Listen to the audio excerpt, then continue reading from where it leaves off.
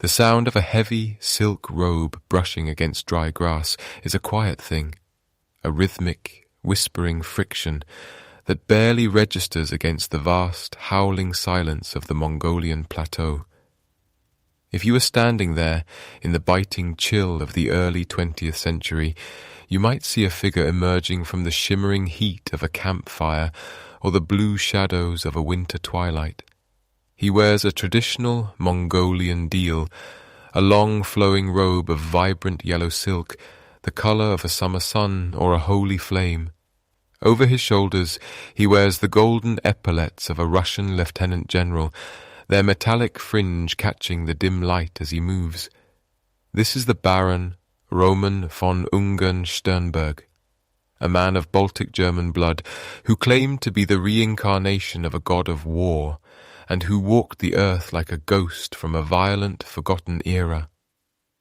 The steppe is a place of infinite horizons, where the sky is so large it seems to press down upon the earth with a physical weight. The air here is thin and cold, carrying the scent of wild thyme, horse sweat, and the distant, metallic tang of coming snow. In this landscape, the Baron becomes a part of the mythology. A pale, thin man with piercing ice-blue eyes that seem to look through the physical world and into something far more ancient and terrifying. He was a warlord, a mystic, and a man of such profound contradictions that he remains one of history's most haunting enigmas. To some, he was the bloody white Baron, a monster who left a trail of terror across the frozen plains of Siberia and the deserts of Mongolia. To others, he was a liberator, a savior who sought to restore the glory of the great Khan and protect the sacred traditions of the East from the encroaching tides of modernity. He lived in the cracks of a world that was falling apart, a world caught between the collapse of empires and the birth of a new industrial age. As the Russian Revolution tore his homeland asunder, the Baron retreated into the heart of Asia, seeking not just a refuge but a spiritual kingdom. He was a man who believed in the power of prophecy and the strength of the sword, a monk who drew blood and a general who sought enlightenment in the smoke of incense and the screams of battle. As we begin to follow his footsteps across the frost-covered earth, perhaps you are finding yourself settling into your own space of quiet and comfort. It is a peaceful thing to reflect on the chaos of the past from the safety of the present. Here at the Slumber Archives, we gather these stories of old and weave them into the night, bringing you new history narrations every single day to help you drift into a deep and restful sleep. If you find value in these quiet journeys through time, you might consider subscribing so that we can meet here again tomorrow night. And if you feel so inclined, a simple like on this video helps our small community grow, allowing others to find their way to these peaceful archives. Now let us return to the high, cold plateaus, where the wind never truly stops its mournful song. The Baron's life was a tapestry of iron and silk, a strange blending of European nobility and Eastern mysticism. He was born into an old aristocratic family in the Baltics, a lineage of crusaders and pirates who had spent centuries defending the borders of the known world. But Roman von Ungern-Sternberg was never quite at home in the salons of St. Petersburg or the military academies of the West. He felt a pull toward the horizon, toward the vast, empty spaces where the ancient laws of the nomad still held sway. He was a man who felt the weight of history not as a burden, but as a calling. He looked at the changing world around him, the rise of machines, the death of kings, the fading of the old gods, and he felt a deep, visceral rejection of it all, and so he turned his gaze toward the east. He saw in the Mongolian steppe a purity that had been lost elsewhere, a place where the spirit was still tied to the land and the horse. He became obsessed with the idea of a pan-Asiatic empire, a realm that would stretch from the Pacific to the Caspian Sea, ruled by a divine monarch and protected by a warrior caste. It was a dream born of fever and conviction, a vision that he pursued with a single-mindedness that bordered on madness. He began to dress in the local customs, adopting the yellow robe of a high-ranking lama, yet he never discarded his Russian military honors. This visual paradox, the silk of a monk and the steel of a soldier, defined his very existence. The atmosphere of the steppe is one of profound solitude. When the sun dips below the edge of the world, the stars appear with a clarity that is almost overwhelming, thousands of tiny cold lights scattered across a velvet void. In the silence of the Mongolian night, one can imagine the Baron sitting outside his yurt, his pale face illuminated by the flickering embers of a fire, listening to the prophecies of his shamans. He believed in omens, in the flight of birds, the patterns of cracked shoulder blades in the fire, and the words of oracles who spoke of a coming cleansing fire. He saw himself as the instrument of that fire, a scourge sent to punish a world that had forgotten its soul. Meanwhile, the reality of the Russian Civil War was creeping closer. The Bolsheviks were moving east, their red banners a stark contrast to the white snows. The Baron's resistance was not merely political, it was cosmic. He viewed the revolution as a demonic force, an uprising of chaos against the natural order of the universe. His warfare was brutal and uncompromising, earning him a reputation for cruelty that preceded him like a shadow. Yet, in the villages he passed through, there were those who whispered that he was a god, that bullets could not touch him, and that he possessed the power to see into a man's heart. As the years passed, the line between the man and the myth began to blur. He was a figure of the borderlands, living on the edge of empires, the edge of sanity, and the edge of the physical world. He was a man who could spend hours in silent meditation, only to erupt into a whirlwind of violence at the slightest provocation. He was a vegetarian who forbade his men from drinking, yet he allowed his Cossacks to roam the countryside like wolves. He was a scholar of Buddhism who practiced the most ancient and terrifying forms of warfare. The cold of the Eurasian steppe is a dry, creeping thing. It settles into the bones and slows the heart. It is a place where survival is the only law, and the Baron von Ungern-Sternberg was its ultimate survivor, for a time. He moved through the landscape like a predatory cat, always watching, always waiting for the moment when the world would finally tilt on its axis and return to the old ways. His story is one of shadows and light, of the yellow silk that fluttered in the wind and the blood that stained the snow. In the chapters that follow, we will walk with the Baron through the burning streets of Urga and across the frozen wastes of Transbaikalia. We will explore the origins of his family's dark legends and the moments that forged his iron will. We will see how a boy from the Baltic became the last great warlord of the steppe, and how his dream of a divine empire eventually led him to a lonely fate in a dusty Siberian courtyard. But for now, let yourself simply drift on the wind of the high plains. Imagine the vastness of the grass, the smell of the cold air, and the distant, rhythmic sound of a horse's hooves against the earth. The world is very large and very old, and tonight we are merely travellers passing through its longest, darkest shadows. As the night deepens, the fire burns low, and the yellow silk of the Baron's robe fades into the darkness. The ghosts of the steppe are quiet now, waiting for the sun to rise over a world that has long since forgotten their names. But the memory of the bloody white Baron remains, a strange shimmering figure standing at the crossroads of history, looking out into the void with eyes that had seen the end of time. And so we begin our journey into the life of the mad monk of the steppe, a story of beauty, terror, and the eternal, whispering silence of the East. To understand the man who would eventually claim to be the reincarnation of the god of war, we must first look back at the blood that flowed through his veins, a lineage as cold and jagged as the Baltic coastline from which it sprang.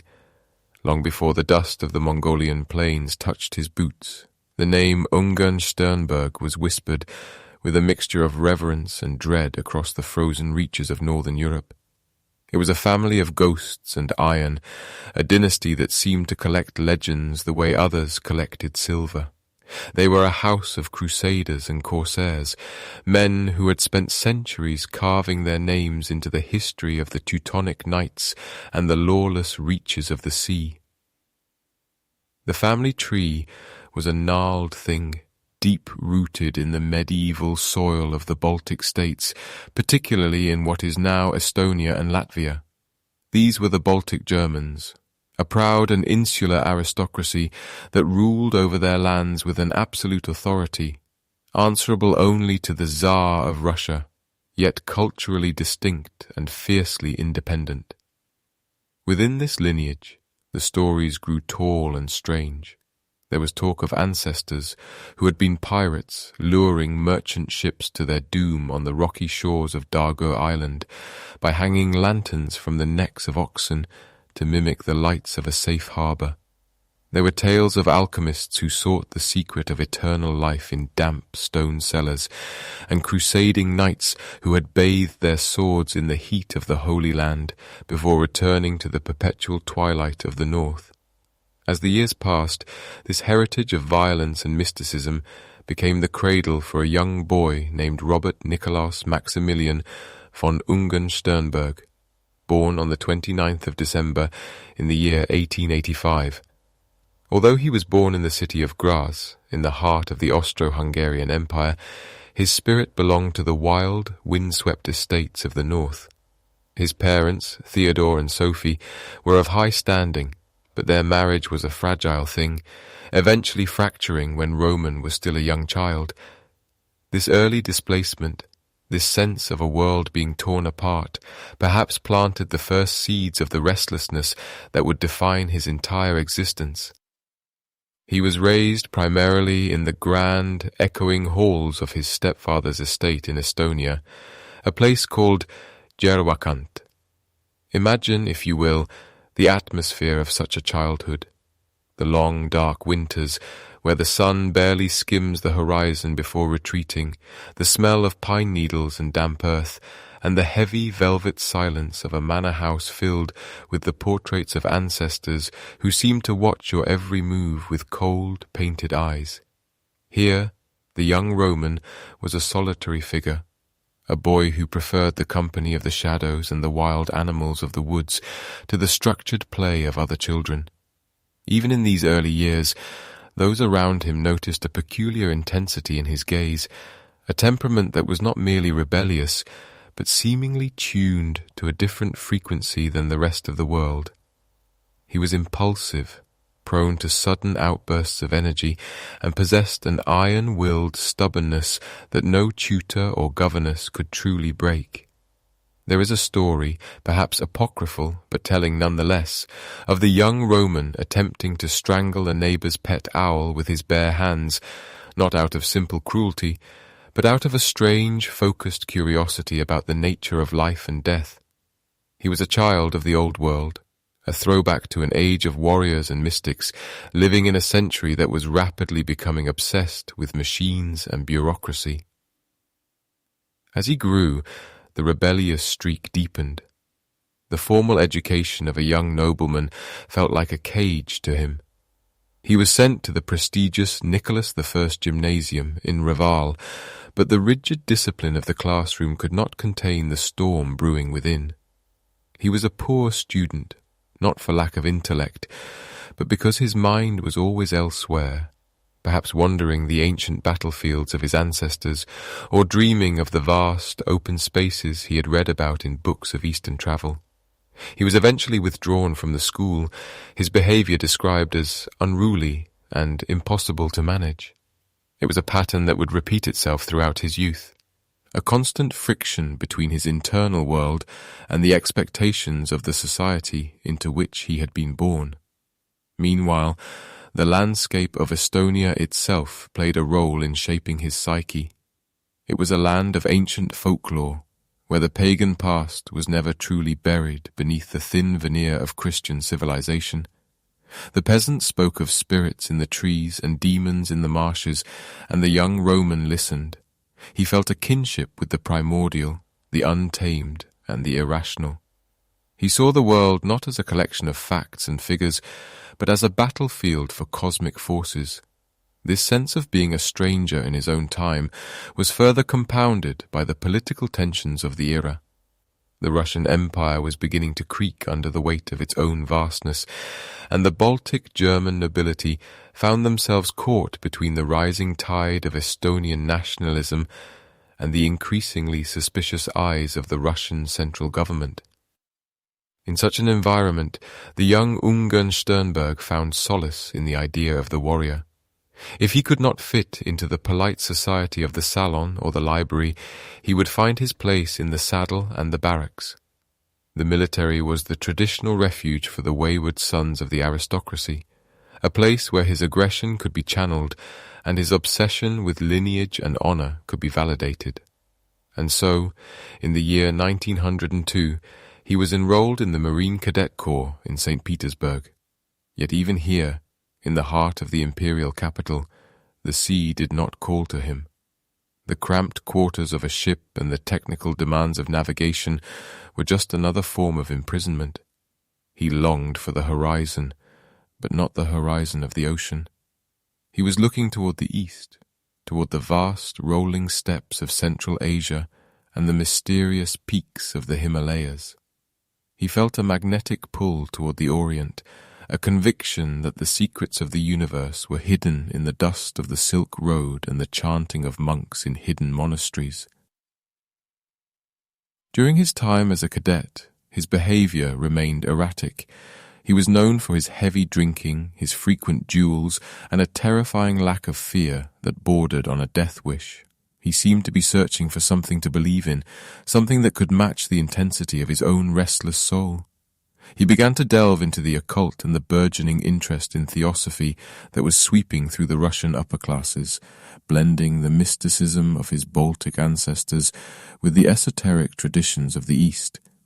He was becoming a man of contradictions, a nobleman who despised the comforts of his class, a Christian who felt the pull of the Buddha, and a soldier who seemed more interested in the spiritual dimensions of warfare than the tactical ones. As the 19th century gave way to the 20th, the world was on the brink of a transformation that would shatter empires and redraw the maps of the soul. And in the center of this gathering storm, Roman von Ungern-Sternberg was preparing himself. He was the product of 1,000 years of crusaders and pirates, a man born out of time, waiting for the moment when the thin crust of civilization would finally crack, allowing the ancient fires beneath to burst through. The impulsive boy from the Baltic woods was gone, replaced by a young man with a hollow look in his eyes and a hunger for the infinite. The steppe was calling, and soon the bloody white baron would answer. The heavy, salt-laden air of the Baltic Sea did not suit a spirit as volatile as Roman's. In the year 1896, he had been enrolled in the Nicholas I Naval Cadet Corps in St. Petersburg, a place of rigid discipline and cold grey stone designed to turn unruly boys into polished officers of the Tsar's fleet. But the sea, with its rhythmic tides and predictable horizons, felt like a cage to him. He was a creature of the earth and the wind, not of the deck and the sextant. His grades were poor, but his conduct was worse. He was a shadow in the hallways, a boy who chose the company of his own dark thoughts over the camaraderie of his peers. Eventually, the friction became too great to ignore. After several years of minor rebellions and a general refusal to bend to the naval curriculum, Roman was expelled. It was a disgrace that might have shattered a different young man, but for Ungern-Sternberg, it was merely the first shedding of a skin that never truly fit. He retreated for a time to the familiar forests of Estonia, but the quiet of the manor house could no longer contain him. The world was beginning to tremble. In the east, the vast Russian Empire was stretching its limbs, clashing with the rising ambition of Imperial Japan. When the Russo-Japanese War erupted in 1904, Roman saw not a tragedy, but an escape. He did not return to the navy. Instead, he joined the infantry as a common private, enlisting in the 91st Divina Infantry Regiment. He was barely 18 years old, a thin, wiry youth with pale eyes that seemed to look through people rather than at them. He was seeking the baptism of fire that his ancestors had whispered about in his dreams, a chance to test the steel of his soul against the chaos of the modern world. As he journeyed eastward across the endless expanse of the Trans-Siberian Railway, the landscape began to change. The tight, claustrophobic forests of Europe gave way to something grander, something more ancient. The horizon retreated further and further until the sky became an ocean of blue and gold. This was the first time Roman felt the pull of the East, a magnetic force that seemed to resonate with the wildness in his blood. He watched from the frost-covered windows of the train as the birch trees thinned and the rolling hills of the steppe began to rise like the backs of sleeping giants. It was a land without fences, a land where a man could ride for 1,000 miles and never see the same shadow twice. The war itself was a sobering revelation. Russia, the great lumbering giant of the West, was being humbled by a smaller, more disciplined force. Romans saw the carnage of Mukden and the devastating efficiency of modern artillery, but he did not recoil as others did. While his fellow soldiers suffered from the cold and the crushing weight of defeat, Roman seemed to thrive in the hardship. He was promoted to corporal for his bravery, showing a reckless disregard for his own life that bordered on the supernatural. It was here, amidst the smoke of the Manchurian hills, that he began to form a deep and abiding hatred for the comforts of the modern world. He saw the Russian officers, with their French manners and their bureaucratic minds, failing because they had lost their connection to the primal strength of the warrior. They were men of paper and ink, while the Japanese, in Roman's eyes, possessed a spiritual clarity that the West had long ago traded for luxury. The defeat of 1905 left a scar on the Russian soul, but for Roman it was an illumination. He saw the empire as a rotting structure, beautiful on the outside but hollowed out by decadence and a lack of faith. He began to believe that the only way to save the world was to return to a state of primordial purity, a time when kings were gods and war was a sacred right. When the conflict ended, he did not return to the quiet life of a Baltic nobleman. He had tasted the air of the frontier, and the scent of wood smoke and horse sweat had ruined him for the salons of St. Petersburg. He applied for admission to the Pavlovskoye military school, determined to become an officer, but his heart remained in the East. Upon his graduation in 1906, he made a choice that baffled his family and his peers. Rather than seeking a prestigious posting in the capital, where he could have danced at imperial balls and climbed the social ladder, he requested a transfer to the Trans-Baikal Cossack host. He wanted to go to the edge of the world, to the borderlands where Russia met Mongolia and China. He wanted to live among the men who spent their lives in the saddle, men who understood the language of the wind and the law of the sword. And so, the young officer set out once more for the fringes of the empire. Life in the Cossack outposts was a slow, meditative existence, punctuated by bursts of extreme violence and long nights of drinking. Roman found himself in a world of rugged mountains and hidden valleys, where the ancient traditions of the steppe were still very much alive. He became an exceptional horseman, able to ride for days without rest, his body becoming an extension of the beast beneath him. He began to study the local customs, listening to the stories of the Burya and Mongol tribesmen who lived alongside the Cossacks. He was fascinated by their endurance, their silence, and their deep, mystical connection to the land. During these years, Roman's personality began to harden into the eccentric, terrifying mask that would later define him. He was known for his outbursts of temper and his absolute intolerance for weakness. He spent hours alone in the wilderness, sometimes disappearing for days at a time into the mountains, returning with a look of strange, quiet intensity. He was searching for something, a philosophy, a god, a reason for the restlessness that gnawed at his heart.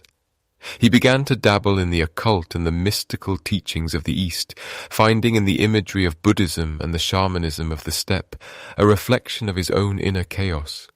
He saw the world not as a collection of nations and borders, but as a battlefield between the forces of light and darkness, between the sacred past and the corrupted present. The frontier was a place where the thin veneer of civilization was easily stripped away. In the dusty border towns, Roman saw the clash of civilizations firsthand. He saw the greed of the merchants, the desperation of the refugees, and the quiet dignity of the nomads who watched it all with indifferent eyes. He felt a growing kinship with these wanderers. To them, time was not a straight line leading toward progress, but a circle, a seasonal dance of life and death that had remained unchanged for millennia.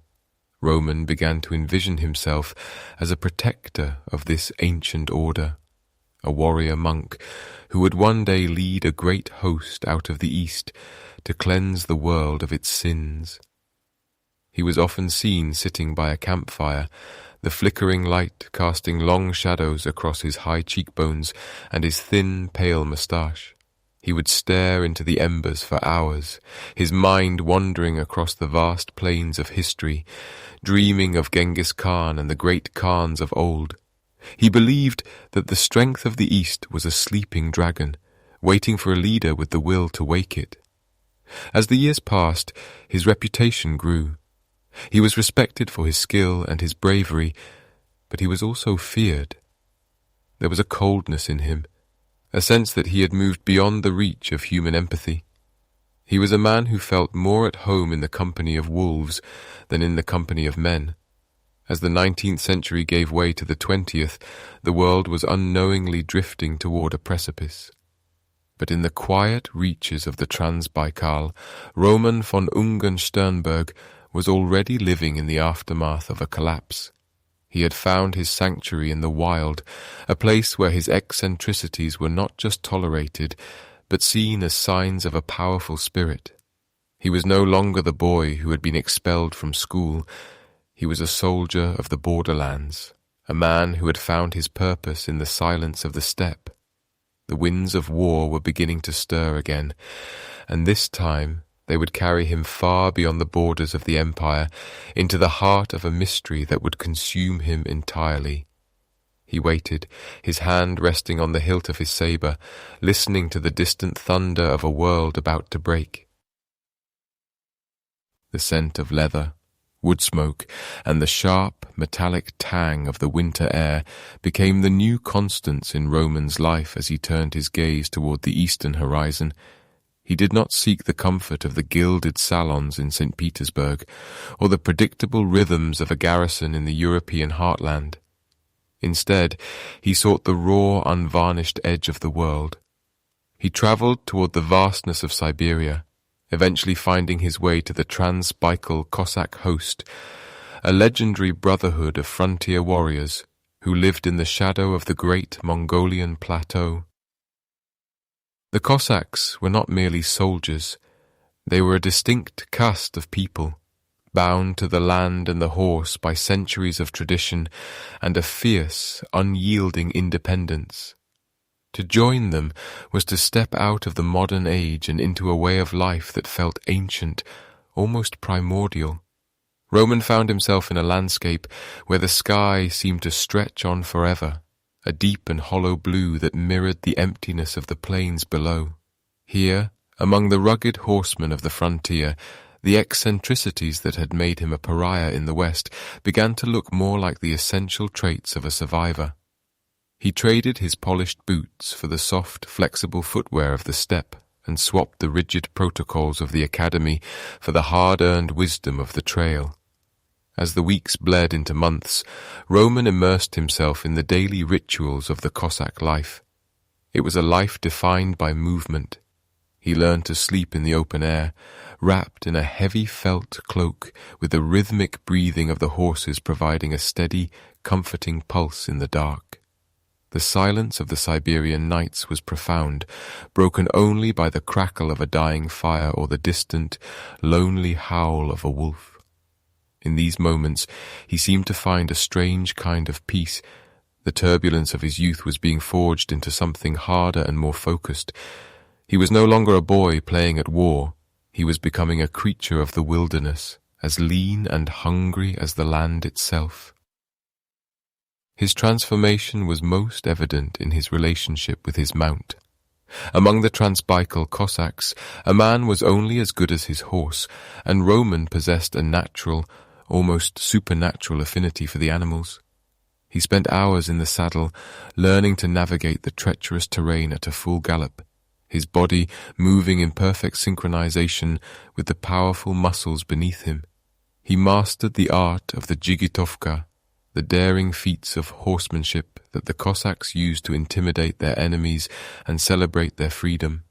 He could lean low from the saddle to pick a coin from the dusty earth or fire a carbine with deadly accuracy while charging across the uneven ground.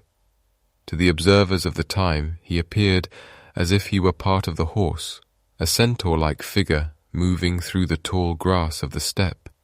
This was not merely a skill he had practiced, it was a fundamental shift in his being. The horse was his companion, his lifeline, and his primary connection to the physical world. He began to adopt the Cossack belief that the bond between a rider and his steed was sacred, a spiritual union that transcended the simple mechanics of travel. This deep connection to the animal world would later feed into his growing fascination with the occult and the animistic traditions of the East, where the spirits of the earth and the creatures that roamed it were seen as one and the same.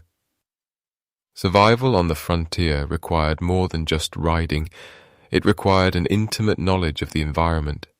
Roman learned to read the subtle signs of the landscape, the way the grass bent before an approaching storm, the hidden tracks of game in the mud, and the taste of the wind as it shifted from the north. He learned to endure the biting cold of the Siberian winters, where the temperature could drop so low that the breath froze in one's lungs, and the searing heat of the summer sun that turned the steppe into a shimmering, golden furnace. He became accustomed to a diet of dried meat and hard bread, often going days without a proper meal, sustained only by his iron will and the singular focus of a man who had left the civilized world far behind. The other men of the host watched him with a mixture of respect and a lingering sense of unease. He was a nobleman, an aristocrat from the Baltic, yet he lived with a frugality and a ferocity that surpassed their own. He was often seen sitting alone by the riverbanks, staring into the flowing water for hours, lost in thoughts that no one dared to interrupt.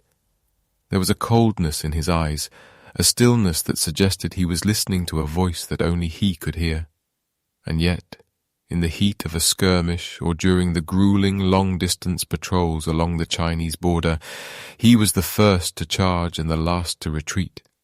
He possessed a physical endurance that seemed almost impossible for a man of his slight frame, a resilience born of a mind that had completely mastered the needs of the body. During these years in the Transbaikal, Roman was also introduced to the complex tapestry of cultures that met at the crossroads of the Russian and Qing empires. He encountered Buryat lamas, Mongol nomads, and Chinese traders, each bringing with them stories of ancient kingdoms and hidden prophecies. He listened intently to their tales of the great Khan and the hidden city of Agartha, where the king of the world was said to rule over a subterranean realm of pure spirit. These were not just stories to him. They were glimpses into a reality that felt more authentic than the crumbling structures of the European order. He began to see the steppe not as a wasteland, but as a vast spiritual reservoir, a place where the old gods still walked and where a man of destiny could carve out a new world from the ruins of the old. The rugged lifestyle of the frontier horseman had stripped away the last vestiges of the schoolboy he once was. He had become a man of the borderlands, a bridge between two worlds, comfortable in neither, but powerful in both. He found a strange beauty in the harshness of his surroundings. the way the morning mist clung to the valleys, the sharp scent of crushed sage beneath the horses' hooves, and the endless rolling waves of the steppe that resembled a frozen sea. It was a landscape that demanded everything from a person and gave back only the cold, hard clarity of existence. As his reputation grew, so did the aura of mystery that surrounded him. He was a man who seemed to thrive on hardship, who sought out the most dangerous assignments and the most remote outposts. He was becoming the mad baron in embryo, a figure of myth and legend before his greatest trials had even begun. The survival skills he honed in the Transbaikal, his ability to find water in the desert, to navigate by the stars, and to lead men through the most desperate of circumstances, would become the foundation of his future reign in Mongolia. But for now, he was content to be a shadow on the horizon, a solitary rider moving through the vast, silent spaces of the East. The years spent among the Cossacks were perhaps the most formative of his life, providing him with the physical and mental tools he would need for the chaos that lay ahead. He had found a brotherhood, but he remained essentially alone, a man defined by his distance from others. He watched the world changing from his vantage point on the frontier, seeing the cracks in the empire beginning to widen. He knew that the peace of the steppe was a fragile thing, and that soon the thunder he had heard in his youth would arrive in earnest. He was ready. His body was hardened by the elements, his mind was sharpened by the hunt, and his spirit was already wandering far beyond the borders of the known world, seeking a destiny that was written in the dust of the ancient trails. The first cold breath of 1914 did not arrive with a whisper, but with the heavy, rhythmic thrum of iron wheels against steel rails, as the vast machinery of the Russian Empire began to groan into motion. For Roman von Ungern-Sternberg, the declaration of war was not a tragedy to be mourned, but a long-awaited homecoming to the only state of being that truly made sense to him, the crucible of conflict. He left the quiet, dust-blown horizons of the East behind, trading the meditative stillness of the Mongolian border for the chaotic, mud-slicked trenches of the European front. He was assigned to the 34th Don Cossack Regiment, a unit of hardened horsemen who lived by the blade and the saddle, and it was here, amidst the smoke and the whistling of lead, that the man the world would later call the Mad Baron began to descend into his own particular kind of darkness. The Eastern Front was a landscape of immense lonely distances where the forests of East Prussia and the marshes of Poland swallowed whole divisions in their misty depths. It was a war of movement, far different from the static, subterranean misery of the trenches in France. Here, the cavalry still had a role to play, and Ungern-Sternberg played it with a ferocity that bordered on the suicidal. He seemed to possess a total, chilling disregard for his own survival, as if he believed he was already a ghost, or perhaps as if he were testing the very fabric of fate to see if it would dare to break him. He would lead scouting parties deep behind enemy lines, moving through the moonlit woods with the silence of a predatory cat, only to erupt into a whirlwind of violence at the first sight of an Austrian or German outpost. His fellow officers watched him with a mixture of awe and growing unease. There was something unsettling in the way he sat his horse during a bombardment, perfectly still while the earth erupted in geysers of black soil around him. He did not flinch when the shrapnel sang its high, mournful song through the air. Instead, he would simply stare toward the horizon with those pale, piercing eyes, as if he were looking through the smoke and the fire to a world that only he could perceive. It was during these early months of the Great War that his reputation for bravery became legendary. He was always the first to volunteer for the most dangerous reconnaissance missions, the first to charge when the order was given, and the last to retreat when the tide of battle turned. In the late autumn of 1914, his reckless courage earned him one of the highest honors the Tsar could bestow, the Order of St. George, 4th class, The citation spoke of his extraordinary valor during a fierce engagement in East Prussia, where, under a heavy hail of fire, he had maintained his position and provided crucial intelligence that saved his regiment from encirclement. But for Roman, the medal was likely just a piece of metal, a heavy trinket that meant little compared to the visceral thrill of the hunt. He was not fighting for the glory of the Romanovs, nor for the defense of the motherland in any conventional sense. He was fighting because the war provided a structure for his internal chaos.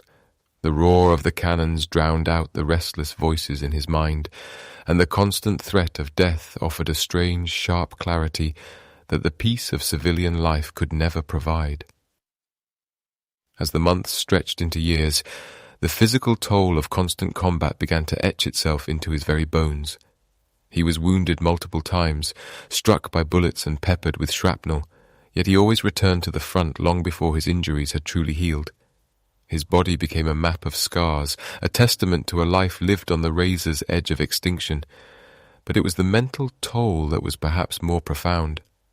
The Great War was a meat grinder of unprecedented scale, a conflict that stripped away the romantic notions of 19th century chivalry and replaced them with the cold industrial logic of mass slaughter.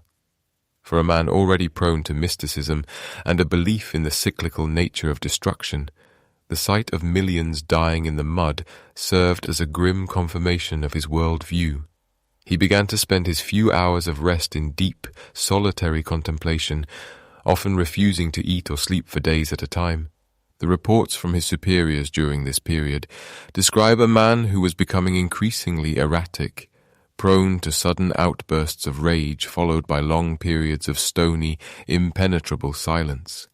He was a man being hollowed out by the very violence he craved. The constant proximity to death acted like a solvent, dissolving the last vestiges of his European upbringing and leaving behind something far older and more primal. He began to speak more frequently of the prophecies he had heard in the East, of a great cleansing fire that would sweep across the world to purge it of decadence and corruption.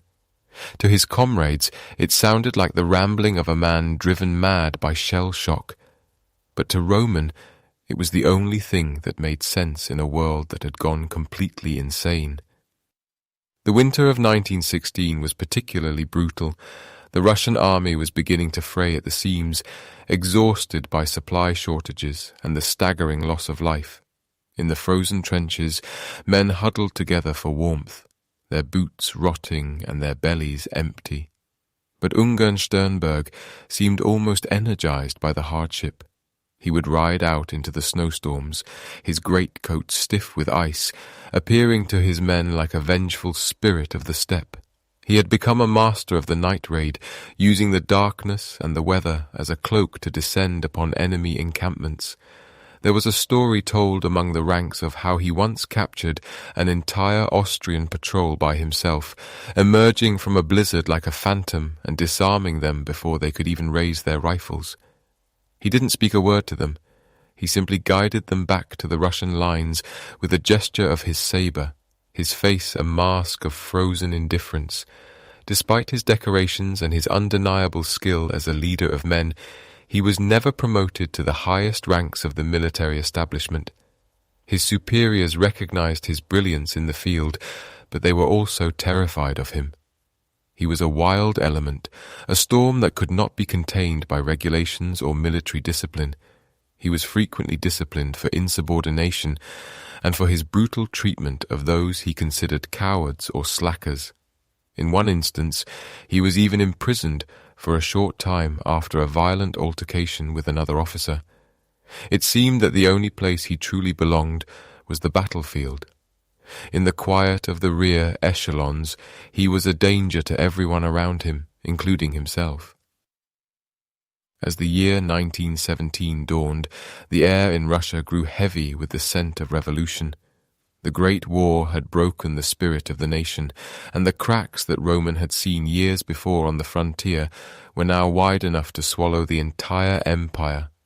The Tsar abdicated, the provisional government struggled to maintain order, and the Bolsheviks began to whisper their promises of peace, bread, and land to the war-weary soldiers.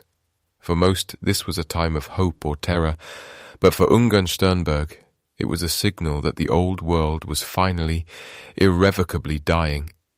He watched as the army he had served began to dissolve into a rabble of deserting peasants and political agitators. The discipline he prized above all else was vanishing, replaced by a chaotic, egalitarian fervor that he found utterly repulsive. He saw the revolution not as a political movement, but as a spiritual plague, a manifestation of the very decadence he believed had poisoned the West. To him, the collapse of the monarchy was the ultimate sacrilege, a tearing down of the natural order of the universe. While other officers tried to navigate the changing political tides or fled to their country estates, Roman turned his gaze back toward the east. He remembered the vast, sunk spaces of the Mongolian steppe and the ancient, unyielding traditions of the nomads. He realized that the fire he had seen in the Great War was only the beginning. The real struggle, the one he had been born for, was about to commence in the wild heart of Asia. And so, as the Russian front began to crumble into 1,000 localized conflicts, Roman von Ungern-Sternberg gathered his horse and his few remaining loyalists. He was no longer just a decorated officer of the imperial army. He was a man who had been forged in the white heat of the Eastern Front and tempered by the cold winds of the frontier. He was leaving behind the ruins of Europe, carrying with him a mind sharpened by trauma and a soul that had completely detached itself from the modern world. He rode toward the horizon where the sun rises, seeking a kingdom that existed in the overlap between history and myth, ready to become the instrument of a destiny that would eventually see him crowned as the bloody god of the Mongols. The Great War had taken everything from him except his will to power and his belief in the cleansing power of the sword, and as he crossed the border back into the vastness of the East, the transition from man to legend had already begun. The smell of damp wool and cold iron hung heavy in the air of 1917, a year when the very foundations of the earth seemed to tremble under the weight of a dying era. As the Russian imperial army began to unravel, it did not happen all at once, but rather like a tapestry being pulled apart thread by thread until the grand design was lost to the wind. The soldiers, weary from years of trench warfare and the biting hunger of the Eastern Front, began to look toward home, their loyalty to the Tsar dissolving into a chaotic longing for peace and bread. But for Roman von Ungern-Sternberg, this disintegration was not a relief. It was a personal affront to the cosmic order he held sacred. He watched as the discipline he lived by was replaced by the feverish rhetoric of the Bolsheviks, a political force he viewed not merely as an enemy, but as a spiritual plague, a corrosive shadow creeping across the soul of the world to extinguish the light of tradition and hierarchy. His hatred for the revolutionaries was visceral and absolute, a cold fire that burned in his pale eyes as he witnessed the red flags rising over the once proud regiments. To Roman, the Bolsheviks were the ultimate manifestation of the modern rot he so despised, a movement that sought to level the mountains and fill the valleys until the world was nothing but a flat, grey wasteland of equality. He saw in their ideology the death of the hero, the end of the warrior monk, and the destruction of the mystical bond between a ruler and his people. As the provisional government faltered and the winter palace fell, he felt the old world collapsing around him, and in that vacuum of power his resolve only hardened. He would not be a part of this new mechanical age. He would instead become its nemesis, a ghost of the past returning to haunt the architects of the future. The chaos of the revolution provided the perfect veil for a man of his inclinations to slip away from the crumbling fronts of Europe and return to the vast, silent spaces of the East. He travelled toward the Trans-Baikal region, a land of rugged mountains and endless forests where the authority of Moscow was a distant, fading echo. It was here, amidst the swirling snows and the scent of pine needles, that he began to gather the remnants of those who still felt the pull of the old ways. He did not seek out the politicians or the bureaucrats, but rather the men who lived by the horse and the sabre, the Cossacks, the Buryats, and the displaced soldiers who found themselves orphaned by the fall of the empire. In these men, he saw the raw material for a new kind of army, one that would not fight for a parliament or a constitution, but for a vision of a restored sacred kingdom that stretched from the Pacific to the heart of Europe. This was the genesis of the Asiatic Cavalry Division, a name that would soon become synonymous with a terrifying, ethereal brand of warfare. It was a motley assembly of souls, a tapestry woven from the many threads of the Eurasian steppe, held together by the sheer, terrifying will of the man they began to call the Mad Baron. Under his command, the division became something more than a military unit. It became a moving monastery of violence, a nomadic state that carried its own laws and its own dark mysticism across the frozen plains. The camps were filled with the sound of sharpening steel and the low chanting of lamas, creating an atmosphere where the boundary between the physical and the spiritual seemed to thin and tear. Ungern-Sternberg moved among them like a shadow, his yellow silk kaftan a stark contrast to the drab uniforms of the era, a visual reminder that he had already stepped out of the 20th century and into a time of his own making. He enforced a discipline that was both ancient and brutal, believing that only through suffering and absolute obedience could his men be forged into the instrument of divine retribution he required. He would sit for hours by the campfire, staring into the embers as if reading the movements of distant stars, convinced that the Bolshevik tide could only be turned back by a force that was equally absolute, a force that drew its power from the deep, primordial wells of the East. As the Russian Civil War began to tear the continent asunder, the Asiatic Cavalry Division became a phantom force, appearing from the mists to strike at the revolutionary outposts before vanishing back into the wilderness. They lived off the land and the legends they created, their reputation growing with every skirmish until the mere mention of the Baron's name was enough to chill the blood of the Red Commanders. For Roman, the war was not about territory or resources. It was a holy crusade, a cleansing fire that would burn away the filth of the revolution and prepare the way for a new world order. He looked toward Mongolia, a land he saw as the spiritual heart of the world, a place where the ancient traditions still lived in the wind and the dust, and where he believed he would find the key to his ultimate destiny. The transition from a Tsarist officer to a nomadic warlord was now complete. He had shed the last vestiges of the European world, casting aside the conventions of modern warfare in favor of the lightning-fast raids and the psychological terror of the steppe. The division was his family, his church, and his kingdom, a swirling vortex of horsemen that moved with a singular purpose through the deepening twilight of the Russian Empire. As the snow began to fall over the Transbaikal, burying the tracks of his horses and the memories of his former life, the Mad Baron turned his gaze south, toward the high plateaus and the sacred cities of the Mongols, where a crown of blood and a throne of bone awaited him in the silence of the high desert. The world he left behind was one of factories, manifestos, and the grinding machinery of the state, but the world he was entering was one of omens, prophecies, and the timeless rhythm of the nomadic life. He felt the pulse of the earth beneath his horse's hooves, a steady rhythmic thrum that spoke of ancient kings and forgotten gods, and he knew that his journey was only beginning. The Bolsheviks might claim the cities and the rails, but the vast empty spaces belonged to him, and in those spaces he would build a wall of iron and spirit that no revolution could ever breach. The Asiatic Cavalry Division was no longer just a group of men.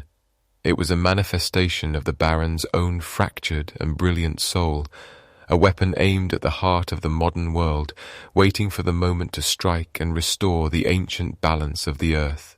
The smell of dry pine needles and wood smoke drifts through the crisp air of the Transbaikal, where the vast Siberian taiga begins to soften into the rolling golden grasslands of the Mongolian frontier. It is here, in this rugged borderland, that the Baron seeks to plant his feet and carve out a sanctuary for an era that the rest of the world has already begun to forget. The wind carries the distant chime of horse bells and the low, rhythmic chanting of soldiers, a sound that blends into the natural hum of the wilderness. In these remote reaches, the authority of the central government is nothing more than a ghost, a series of telegrams that often go unanswered. Ungern-Sternberg establishes his base of operations among the hills and valleys of the Transbaikal, turning the region into a fortress of the old ways. He moves with a quiet, restless energy, his eyes always fixed on the horizon, as if he can see the invisible threads of destiny weaving themselves together in the dust of the plains. He is no longer merely a soldier of the Tsar. He is becoming a lord of the borderlands, a man who exists between two worlds, belonging fully to neither. It is during this time that the Baron's path intertwines more deeply with that of Ataman Grigory Semyonov, a man of Cossack and Buryat descent, who shares Ungern's fierce hatred for the Bolsheviks. Semyonov is a figure of immense charisma and ruthless ambition, commanding his own private army with a blend of traditional military discipline and bandit-like opportunism. Together, they form an uneasy but potent alliance, two warlords reigning over a kingdom of shadow and steel. They operate out of Chita, a city that becomes a strange crossroads for displaced nobles, hardened mercenaries, and mystical seekers fleeing the chaos of the Russian interior. The relationship between the Baron and the Ataman is complex, a delicate dance of mutual necessity and clashing egos. While Semyonov is often preoccupied with the practicalities of power, securing supplies, managing political intrigues, and maintaining his grip on the local population, Ungern-Sternberg is driven by a much more ethereal and terrifying vision. The Baron views their collaboration not as a mere military pact, but as the foundation for something far grander. He sees the Transbaikal as the womb of a new empire, a place where the spiritual purity of the East can be fused with the martial tradition of the West to create a force capable of cleansing the world. As the months pass, the friction between the two men grows. Ungern-Sternberg's methods are often too extreme, even for a man as hardened as Semyonov. The Baron's discipline is absolute and frequently brutal, his punishments for even minor infractions becoming legendary among the troops. Yet there is a strange magnetism to him that keeps his men loyal. They see him as a figure out of a dark fairy tale, a man who does not eat, does not sleep, and seems entirely immune to the biting cold of the Siberian winter. He wanders through the camps at night, a solitary shadow against the snow, whispering to his horses and staring up at the stars, as if reading a map only he can understand. In the quiet hours of the evening, inside tents warmed by small iron stoves, the Baron speaks of his great dream. It is a dream of a pan-monarchist restoration that would sweep across the entirety of Asia. He believes that the ancient thrones of the East, the emperors of China and Mongolia, must be restored to their rightful places to act as a bulwark against the rising tide of materialism and revolution.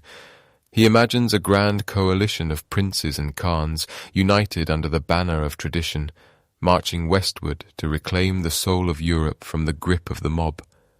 To Ungern, the modern world is a sickness, and the only cure is a return to the sacred hierarchy of the past. This vision is not merely political for him, it is deeply, profoundly spiritual.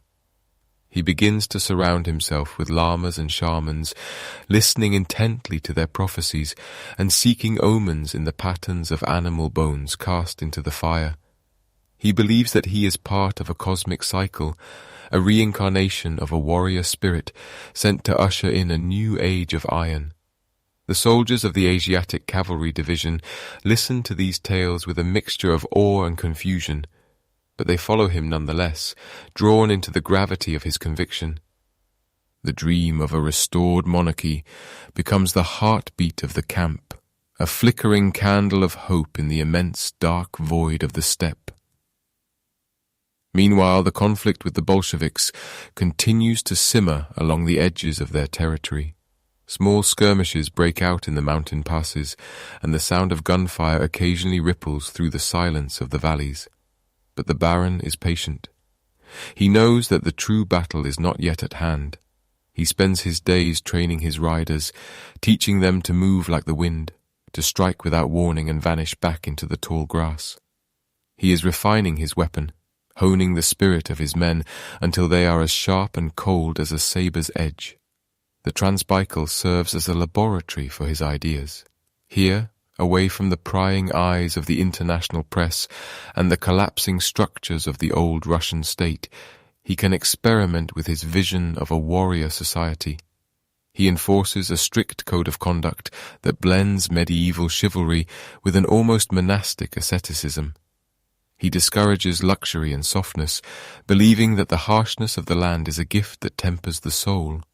Under his gaze, the division becomes a nomadic city, a moving society that carries its laws and its gods with it across the plains. As the seasons turn and the first dusting of autumn frost begins to silver the grass, the Baron's gaze turns increasingly toward the south.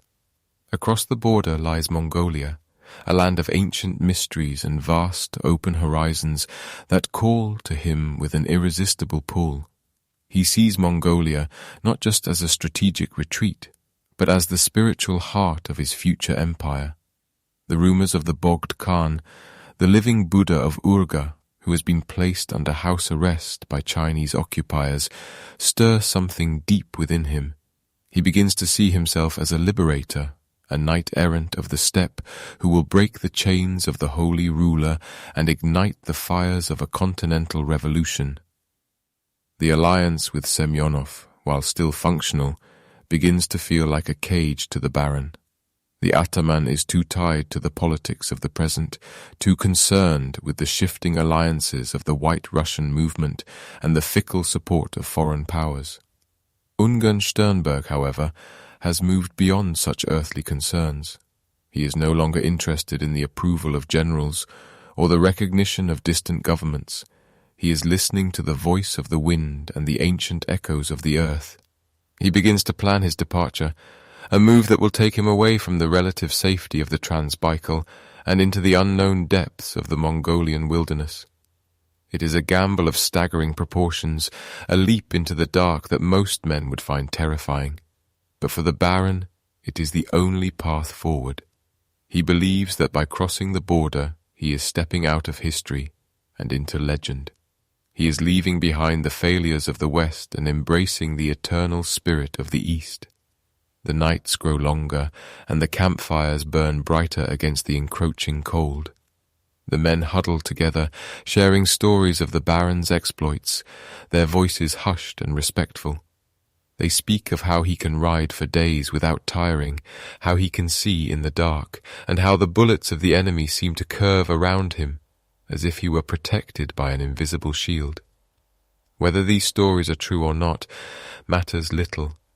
In the minds of his followers, Ungern-Sternberg has already become something more than human. As the departure date nears, a sense of quiet expectation settles over the division. The horses are groomed, the weapons are cleaned, and the supplies are packed onto sturdy carts. There is no fanfare, no grand speeches. There is only the steady, methodical preparation for a journey that will change the course of their lives forever. The Baron stands on a high ridge, looking out over the border, his long coat flapping in the breeze. Behind him lies the wreckage of a dying empire. Before him lies the vast, beckoning silence of the Mongolian plateau. And so, the dream of the pan-monarchist restoration begins to take its first physical steps. It is a dream born of blood and starlight, a vision of a world returned to its ancient roots, where the king is sacred and the warrior is the protector of the faith. To the rest of the world, it might seem like the madness of a desperate man, but to the mad monk of the steppe, it is the only truth worth living for. The Trans-Baikal has been his cradle, but Mongolia will be his throne.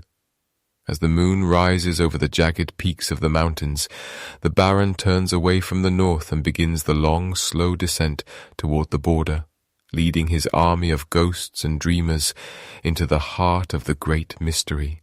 Deep within the folds of the Mongolian landscape, where the wind hums a low, constant note against the ancient stones, the Baron finds himself drifting further from the world he once knew.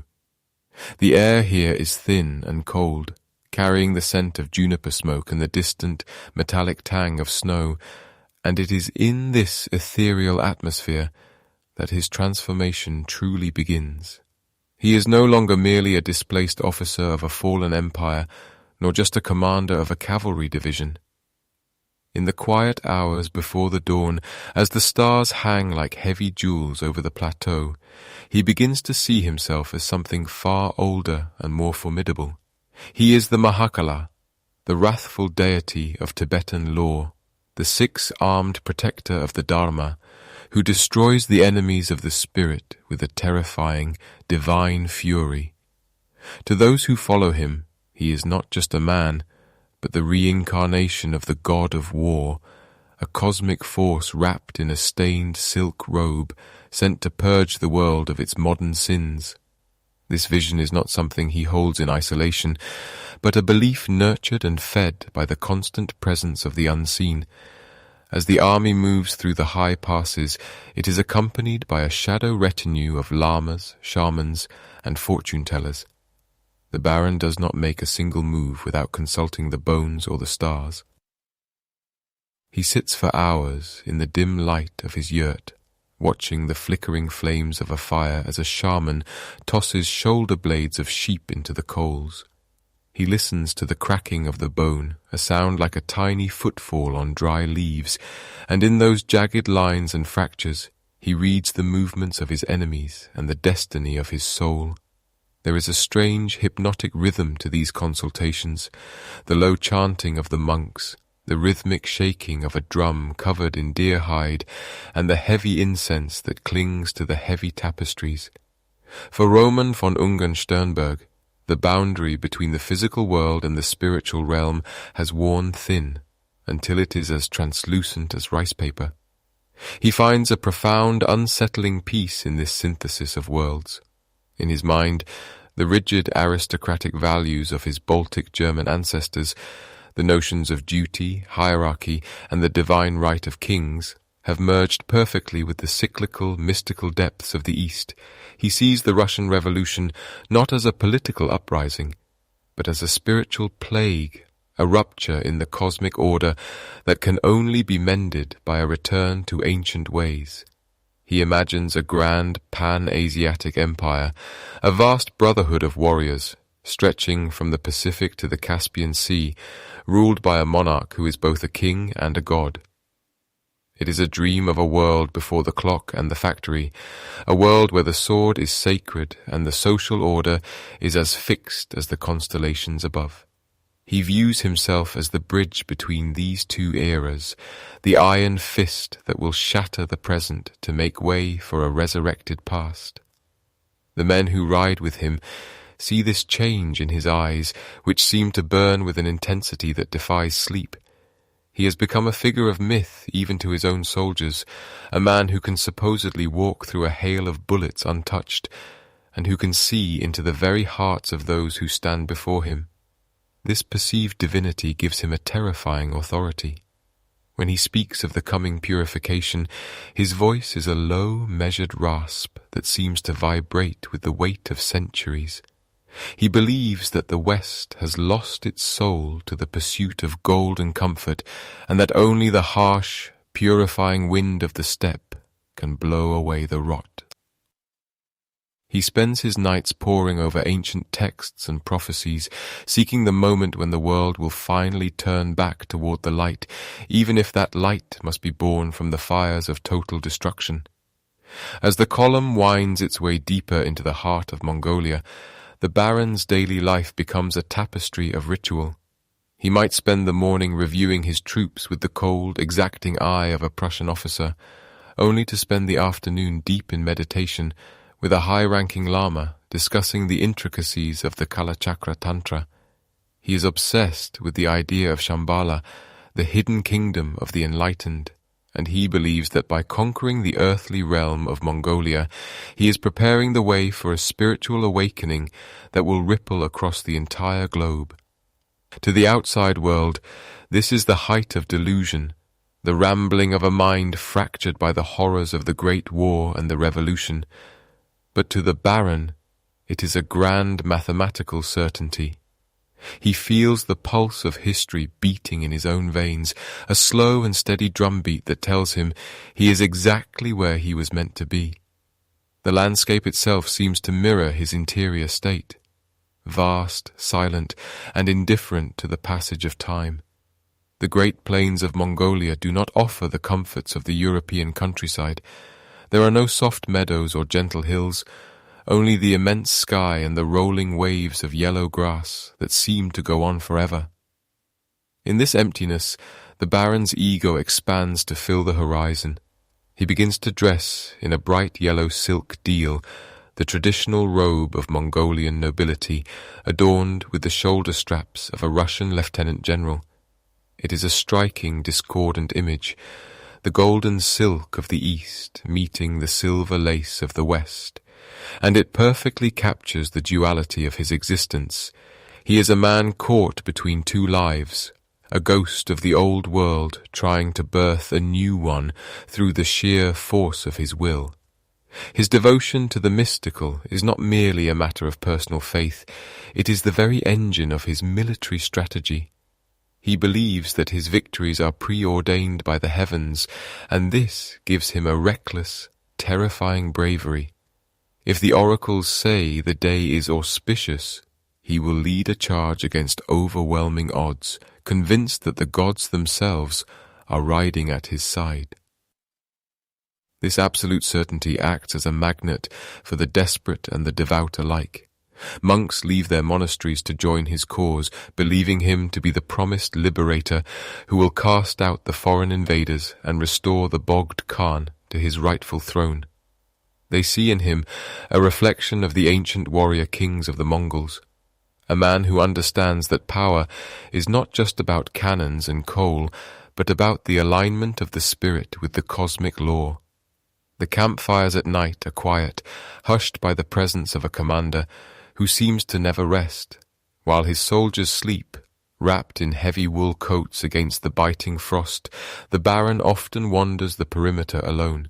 He looks out toward the dark silhouettes of the mountains, perhaps searching for a sign, a flicker of light or a shift in the wind that will signal the next stage of his journey. He is a man who has shed the skin of his former self, leaving behind the manor houses of Estonia and the salons of St. Petersburg for a life of dust and destiny. He is convinced that the path he walks is narrow and dangerous, but that it leads toward a glory that the modern world can no longer conceive of. In his mind, the blood that has been shed and the blood that is yet to come are merely the necessary costs of a divine alchemy, the process by which the lead of the present is transformed into the gold of a new, eternal empire. As the moon begins its slow descent toward the western horizon, casting long, distorted shadows across the camp, the Baron returns to his tent. The air inside is thick with the smell of old paper and bitter tea.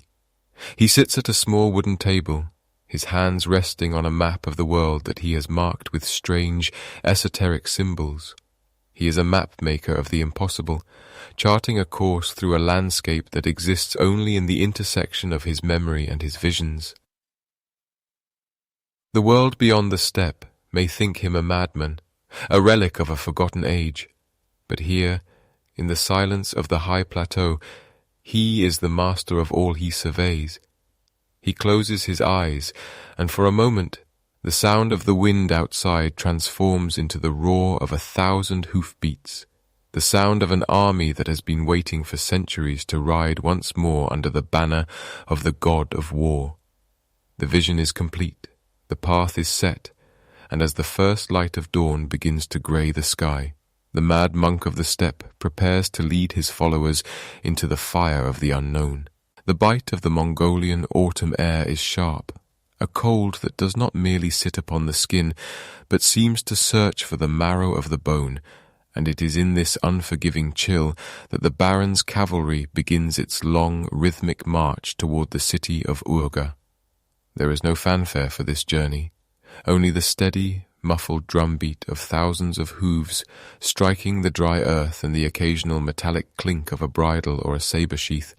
The men who follow Ungern-Sternberg are a strange, motley collection of souls.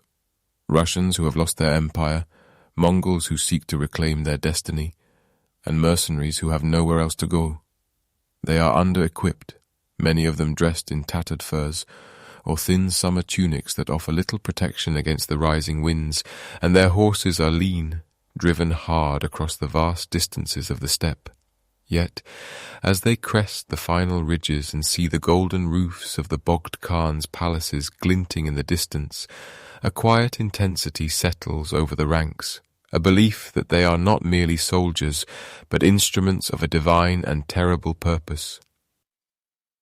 Urga sits nestled in a valley, a city of spirits and trade, but now it is a fortress held by a Chinese garrison that outnumbers the Baron's forces nearly 10-1.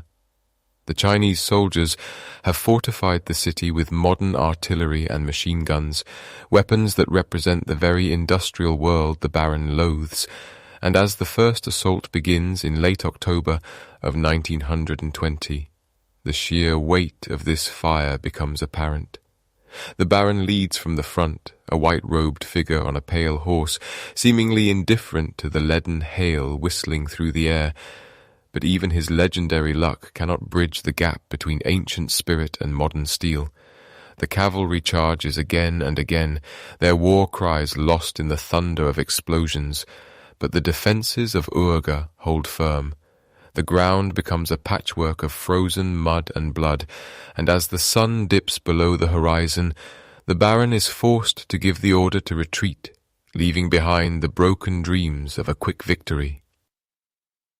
The retreat is not a rout, but a slow, sombre withdrawal into the deep shadows of the Terelj forests and the crags of the Bogd Khan mountain.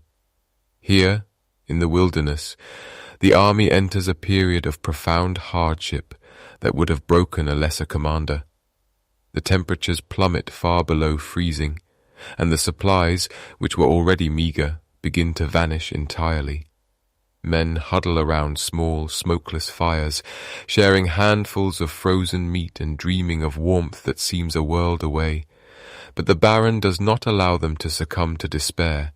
He moves among them like a ghost, his eyes burning with a feverish light, reminding them that the path to transcendence is always paved with suffering. He tells them that the spirits of the mountain are watching, that the very land itself is testing their resolve before it grants them the keys to the kingdom. As the weeks pass in the frozen wilderness, the Baron realizes that he cannot win through conventional force alone. He must instead wage a war of the mind, a campaign of psychological terror that will rot the resolve of the garrison from the inside out. He begins to cultivate a persona of supernatural power, leaning into the rumors that he is the reincarnation of the god of war. On the dark, moonless nights, he sends small groups of his most loyal Mongols to creep toward the edges of the city. They do not attack. Instead, they light hundreds of extra campfires across the surrounding hills, creating the illusion of a vast, spectral army that stretches for miles into the darkness. From the walls of Urga, the Chinese sentries watch these flickering lights, wondering how many thousands of wild horsemen are waiting just beyond the reach of their lamps, their imaginations filling in the terrifying blanks. The psychological pressure is relentless and meticulously crafted. The Baron orders his men to howl like wolves in the dead of night, a sound that carries through the thin mountain air and echoes off the stone walls of the city, chilling the blood of those huddled inside. He sends messengers with cryptic, threatening notes that speak of ancient prophecies and the inevitable doom of those who oppose the will of the heavens. He even manages to smuggle himself into the city in broad daylight, disguised as a simple traveller, walking right past the guards to leave a mark upon the door of the Chinese commander. A silent, terrifying promise that nowhere is safe from his reach. When he returns to his camp, the story of his daring feat spreads like wildfire, growing more miraculous with every telling, until even his enemies begin to believe that the Baron is something more than a man. In the quiet moments of the long winter nights, the Baron sits alone by his fire, staring into the embers and planning the next move in this grand, macabre chess game. He understands that fear is a slow poison, one that weakens the limbs and clouds the judgment, and he watches with a patient, predatory grace as the morale of the garrison begins to crumble. The soldiers inside Urga are trapped, surrounded by a landscape they do not understand, and a foe they cannot see, and the silence of the steppe begins to feel like a physical weight upon their chests. They start to jump at shadows, to fire their rifles at ghosts in the mist, and to whisper among themselves about the mad monk who commands the wind and the cold. While his enemies are losing their minds to fear, the Baron is busy forging his own men into a weapon of singular, sharpened purpose.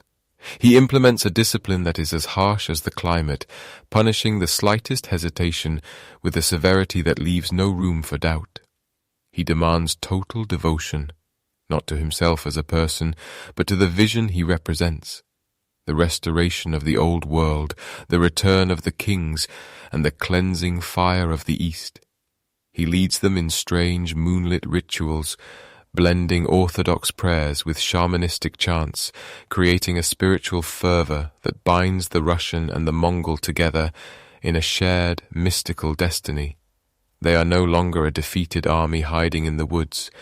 They are a cult of the sword, waiting for the moment when the fear of their enemies has ripened into total paralysis. The wilderness becomes their sanctuary and their training ground. They learn to move through the deep snow with the silence of predators, to survive on nothing but the strength of their will, and to find comfort in the very elements that are killing their opponents. The Baron watches the city from his mountain perch, a silhouette against the stars, and he can feel the heartbeat of Urga faltering. He knows that the first failure was merely a prelude, a necessary baptism in fire that has stripped away the weak and the hesitant.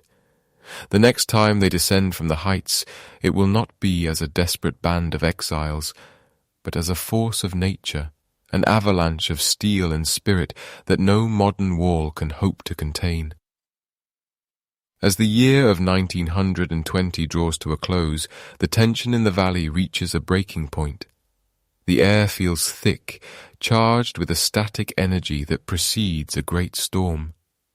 The Baron begins to distribute the last of his hidden reserves of ammunition and grain, not with the frantic energy of a man in a hurry, but with the steady, deliberate movements of a priest preparing for a sacrifice. He looks out over his camp, at the ragged men and the frost-covered horses, and he sees not a defeated force but a holy brotherhood. They have endured the worst that the earth could throw at them, and they have emerged not broken, but transformed. The fires on the hills continue to burn, 1,000 points of light in the vast, velvet dark, and the mad monk of the steppe smiles a thin, cold smile, knowing that the time for shadows is ending, and the time for the final bloody dawn is very close at hand. The biting wind of the Mongolian plateau carries the scent of juniper smoke and frozen earth, a sharp, bracing air that seems to sharpen the senses rather than dull them. In the early morning hours of February 1921, the city of Urga remains a place of hushed tension, its streets patrolled by Chinese soldiers who believe they have successfully contained the storm brewing in the hills. They look toward the heights of Bogd Khan mountain, where the sacred residence of the living Buddha sits under heavy guard, and they see only the shadows of the pine trees. But within those shadows, something is moving, something silent, coordinated, and driven by a fervour that transcends mere military strategy. The Bogd Khan, the spiritual and temporal leader of Mongolia, has been a prisoner in his own palace for months, a symbol of a nation under foreign occupation. To Roman von Ungern-Sternberg, the liberation of this holy figure is not just a tactical objective, it is a cosmic necessity, a restoration of the natural order that will signal the beginning of his new empire. He does not send a massive battalion for this delicate task. Instead, he selects a small elite group of Tibetans and Mongolians, men who can move through the snow like ghosts, their boots making no sound on the icy crust of the earth. They carry with them a sense of divine mission, a belief that the very spirits of the land are guiding their footsteps toward the palace gates. While the main body of Ungern's army prepares for a frontal assault, these few dozen men slip through the Chinese lines under the cover of a thick, swirling mist. The guards at the palace are caught in the liminal space between sleep and waking, their reactions slowed by the brutal cold and the false security of their numbers. In a series of swift, silent movements, the rescuers penetrate the inner sanctum. There is very little gunfire, only the muffled sounds of struggle and the heavy breathing of men exerting themselves in the thin mountain air. They find the Bogd Khan, the aging, nearly blind lama, and they lift him with a reverence that borders on the ecstatic. He is wrapped in heavy silks and furs, a precious weight carried through the darkness toward the safety of the mountainside. As the first light of dawn begins to touch the golden roofs of the temples, the word spreads through the Chinese garrison like a wildfire. The living Buddha is gone. The psychological blow is devastating. To the occupying forces, it feels as though the very soul of the city has evaporated into the mist. To the Mongolians watching from their windows, it is a miracle, a sign that the prophecies are coming true and that the Baron is indeed the promised protector sent from the north. The rescue is the spark that turns a siege into a holy war, and as the Bogd Khan is whisked away to a secret sanctuary, Ungern-Sternberg gives the order for the final, decisive strike against the city itself. The battle for Urga is not a disciplined affair of lines and maneuvers, but a chaotic, visceral explosion of energy. The Baron's forces descend from the hills like an avalanche of fur and steel. Leading them is Ungern himself, a terrifying figure in his yellow silk robe, decorated with the cross of St. George, his red hair wild and his eyes fixed on the horizon.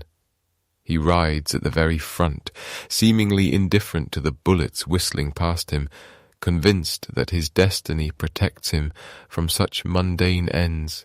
The Chinese defenders, though they outnumber the attackers significantly, find themselves paralyzed by the sheer ferocity of the charge. They are fighting men who believe they cannot die, or perhaps more accurately, men who have already died to their old lives and been reborn as instruments of vengeance. The fighting moves into the narrow alleys and the sprawling marketplaces, where the sounds of clashing blades and the rhythmic thud of hooves echo off the wooden walls. The air becomes thick with the smell of gunpowder and the metallic tang of blood, softened only by the constant falling snow that attempts to shroud the violence in a white veil. Ungern's troops, a mixture of Russian Cossacks, Mongolians, Tibetans, and volunteers from a dozen different tribes, fight with a desperate, hungry intensity. They are no longer a ragged band of refugees, they are a tidal wave. By midday, the Chinese resistance begins to crumble, retreating toward the northern districts of the city in a frantic attempt to escape the madness that has breached their gates. The victory is brutal and absolute. As the last pockets of resistance are cleared, the city of Urga falls into a strange, expectant silence. The streets are littered with the detritus of war, but among the wreckage, the people of the city begin to emerge. They come out of their yurts and their stone houses, their faces etched with a mixture of terror and hope. They see the Baron sitting atop his horse in the central square, a man who looks less like a general and more like a figure stepped out of an ancient, blood-stained tapestry. To them, he is the liberator. He has broken the chains of the occupiers and restored their god-king to his rightful place. In their eyes, the violence of the battle is eclipsed by the magnitude of the deliverance. In the days that follow, the atmosphere in Urga shifts from the frantic energy of combat to a period of strange ceremonial celebration. The Bogd Khan is returned to the city in a procession of immense splendor, surrounded by thousands of lamas chanting prayers that rise into the cold sky like incense. Ungern-Sternberg rides beside him, the protector of the faith, the general of the first rank as he is now titled. The people prostrate themselves in the snow as they pass, offering gifts of blue silk scarves and silver bowls. For a brief, shimmering moment, it seems as though the world has reset itself, as though the chaos of the Russian Revolution and the encroaching modernity of the 20th century have been pushed back by the sheer will of one man and his devotion to an ancient ideal. But beneath the celebrations, the Baron's rule begins to take on a darker, more rigid character. He is hailed as a hero, yes, but he is a hero who demands absolute purity and total obedience. He begins to purge the city of those he deems contaminants, the remnants of the revolutionary spirit, the merchants he suspects of disloyalty, and anyone who represents the shifting tides of the outside world.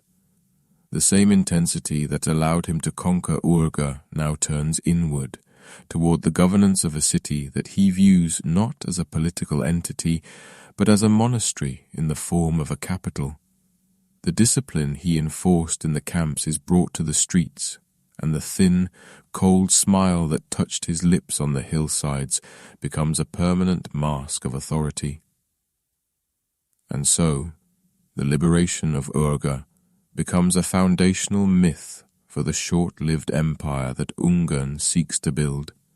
He walks through the markets, and the crowds part for him, like the sea.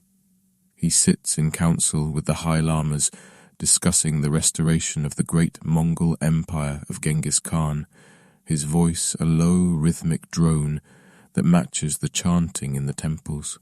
The world outside the steppe is still burning, still caught in the throes of a global transformation. But here, in the heart of Asia, time seems to have slowed, circling back on itself to a golden, bloody age of kings and mystics.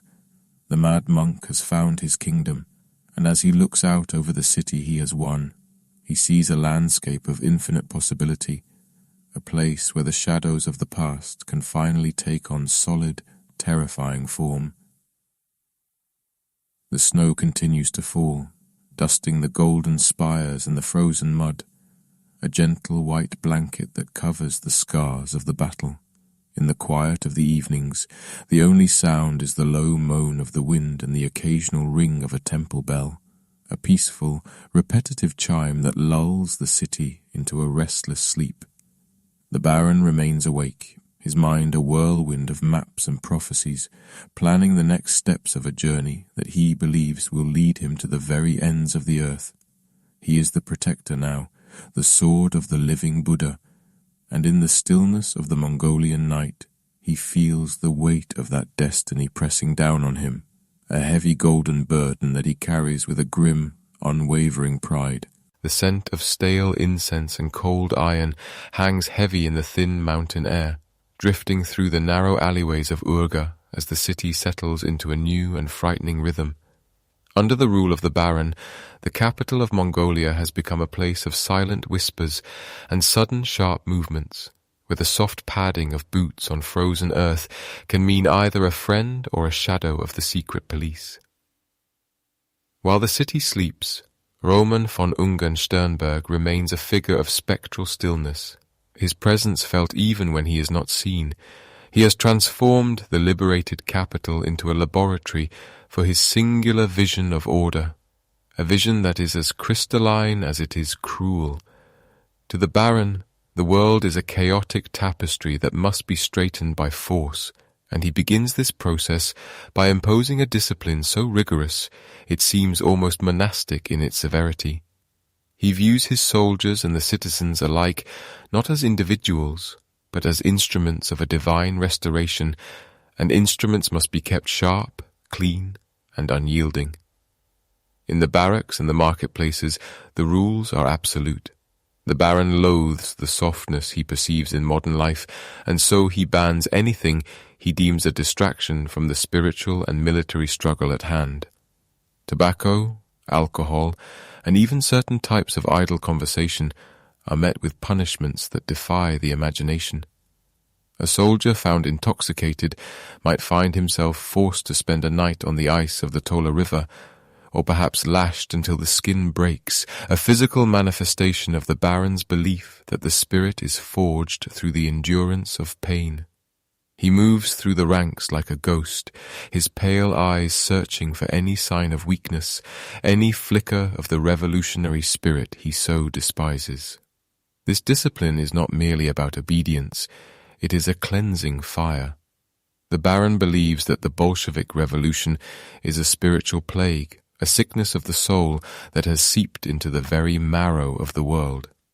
To root it out, he establishes a system of surveillance that turns neighbor against neighbor and soldier against soldier. Suspected communists, revolutionaries, or even those who simply fail to show the proper level of devotion to the new order are hunted with a relentless, quiet efficiency. The nights in Urga are punctuated by the sound of heavy doors being kicked open and the muffled cries of those being led away into the darkness, their fates decided by a man who views himself as both judge and executioner. As the terror deepens, the contrast between the baron's personal life and the violence he orchestrates becomes a source of dark fascination. In a city where he holds the power of life and death, Ungern-Sternberg lives with the austerity of a desert hermit. He shuns the comforts of the palace, preferring to sleep on a simple wooden cot or a pile of furs, his room lit by the flickering glow of a few tallow candles. He eats sparingly, often nothing more than a bit of bread and tea, as if he is trying to shed the very needs of the flesh. His clothing, a strange mixture of a traditional Mongolian deal and his old Russian military honors, is often worn and stained, yet he carries himself with a regal, terrifying poise. He spends hours in contemplation, surrounded by ancient texts and astrological charts, seeking guidance from the stars and the oracles. To the casual observer, he might seem like a holy man lost in prayer, but the decrees he signs with his trembling, ink-stained fingers are orders for executions and purges. He sees no contradiction in this. In his mind, the blood he spills is a necessary sacrifice, a libation poured out to appease the angry gods of the steppe. He believes that to save the world, he must first destroy the rot within it, and if that means turning Urga into a city of gallows, then he will do so without a second thought. The violence is often senseless, driven by his growing paranoia and his obsession with purity. He orders the execution of doctors, engineers and intellectuals, anyone he associates with the modern Western world that he blames for the downfall of the Russian Empire. These killings are not always quick. He often devises elaborate and sadistic methods of execution, as if the spectacle of suffering is a way to prove his own detachment from human emotion. He watches these events with a cold, unblinking gaze, his face a mask of stone that betrays nothing of the turmoil that must surely be churning beneath the surface. Meanwhile, the people of Urga learn to live in the shadow of the bloody white baron. They walk with their heads down, their voices lowered to a soft murmur, trying to become invisible in a city where the walls have ears. The vibrant markets, once filled with the smells of roasting meat and the sounds of haggling traders, have become quiet and somber. Even the monks in the great monasteries, who once hailed him as a liberator, now watch him with a mixture of awe and profound dread. They see in him a protector, yes, but also a wrathful deity, a Mahakala in human form, who has come to herald the end of an age. And so, the reign of terror continues, a dark winter that shows no sign of thawing. The Baron remains in his cold room, staring out at the moonlight reflecting off the temple roofs, convinced that he is the only one who can see the truth. He is a man caught between two worlds, a relic of a feudal past and a harbinger of a violent future, weaving a legacy of blood and mysticism into the very soil of Mongolia.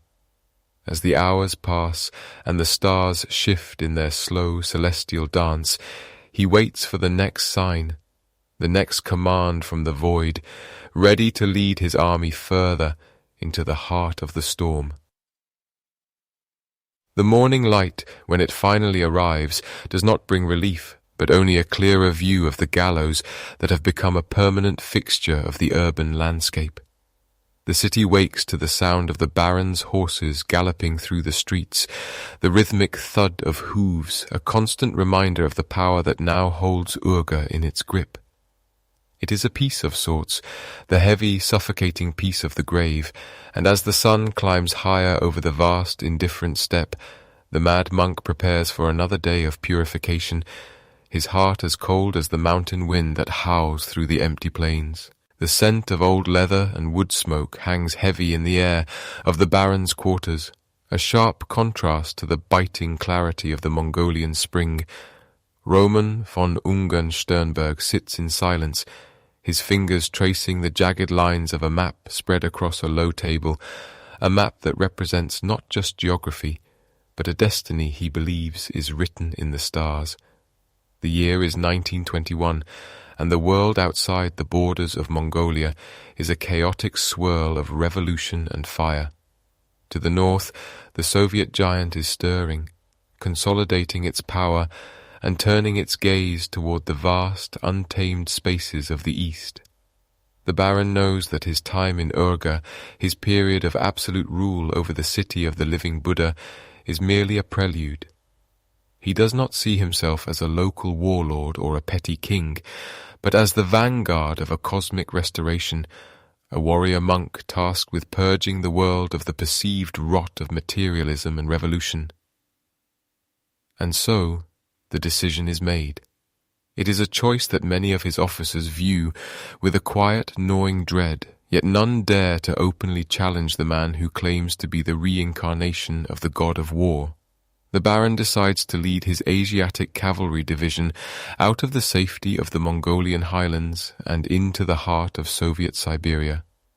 It is an invasion born of a desperate, flickering hope that the peasantry of Russia will rise up at the sight of his banners, that the old world will catch fire once more and consume the red tide in a final, glorious conflagration.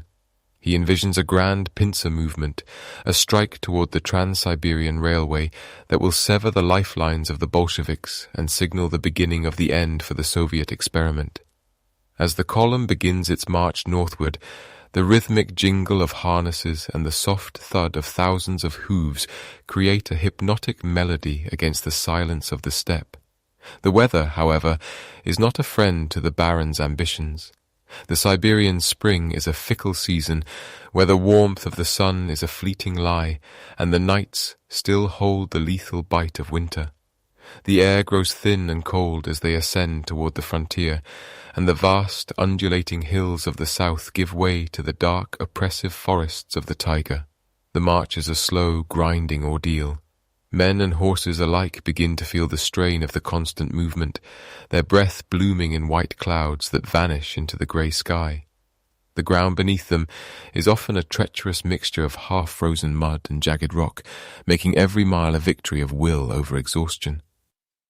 The Baron rides at the head of his men, a silent, yellow-robed figure who seems immune to the physical hardships that plague his soldiers. He sleeps little, his eyes always scanning the horizon, perhaps looking for the ghosts of the past or the omens of the future. His tactical brilliance remains sharp, even as his grip on reality becomes increasingly tenuous. He moves his forces with a predatory grace, utilizing the mobility of his cavalry to strike at isolated Soviet outposts, appearing like a phantom from the tree line and vanishing back into the shadows before the enemy can coordinate a response. In these early skirmishes, the Baron's reputation for ferocity is reaffirmed.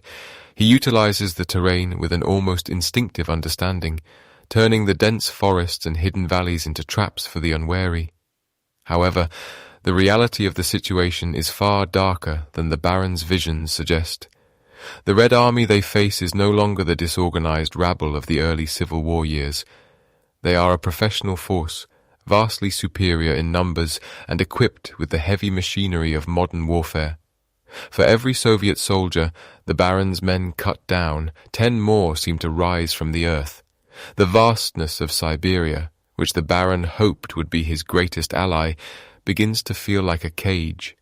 The local populations do not rise in a wave of monarchist fervor. Instead, they cower in their villages, exhausted by years of conflict and wary of a man who brings with him a reputation for such uncompromising brutality. The conditions of the northern march grow increasingly dire as they push deeper into the Trans-Baikal region.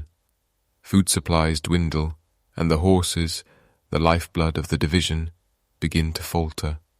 The beauty of the Siberian wilderness, the towering pines dusted with frost, the crystal-clear streams cutting through the valleys, becomes a backdrop for a slow-motion catastrophe.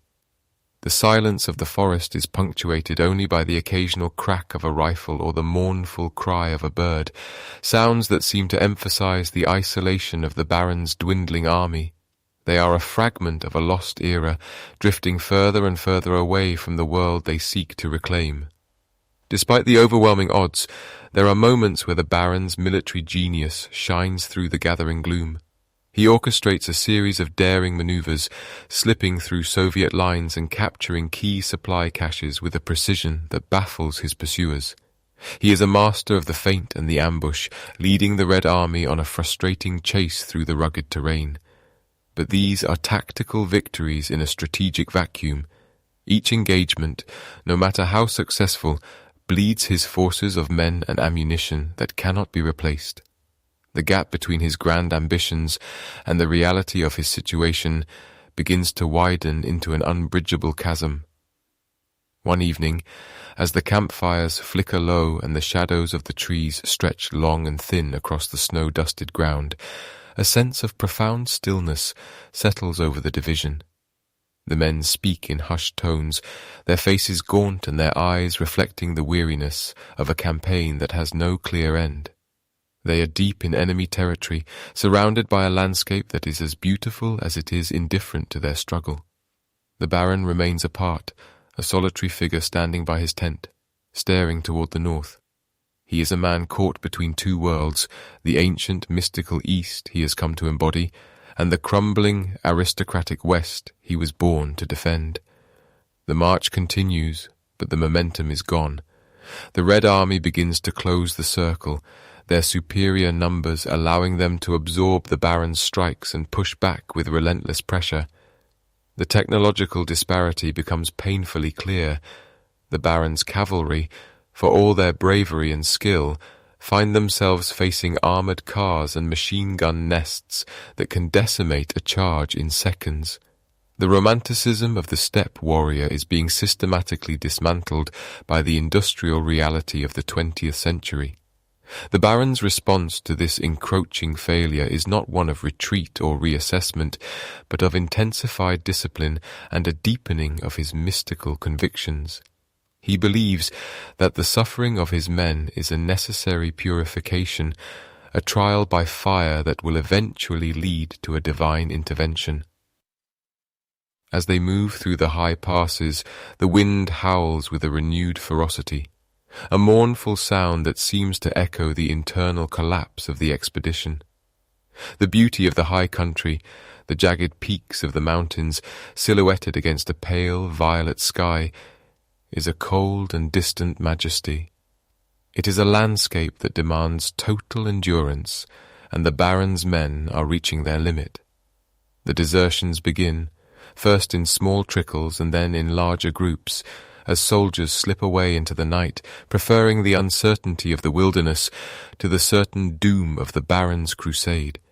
The dream of a pan-Asiatic empire, of a world reborn under the gaze of a warrior monk, is beginning to dissolve like mist in the morning sun. The final campaign into Siberia, intended to be a glorious homecoming for the white cause, has instead become a funeral march through the taiga. And yet, even as the walls close in, the Baron remains a figure of terrifying certainty. He continues to plan, to command, and to believe in his own invincibility, even as the ground beneath his feet turns to ash.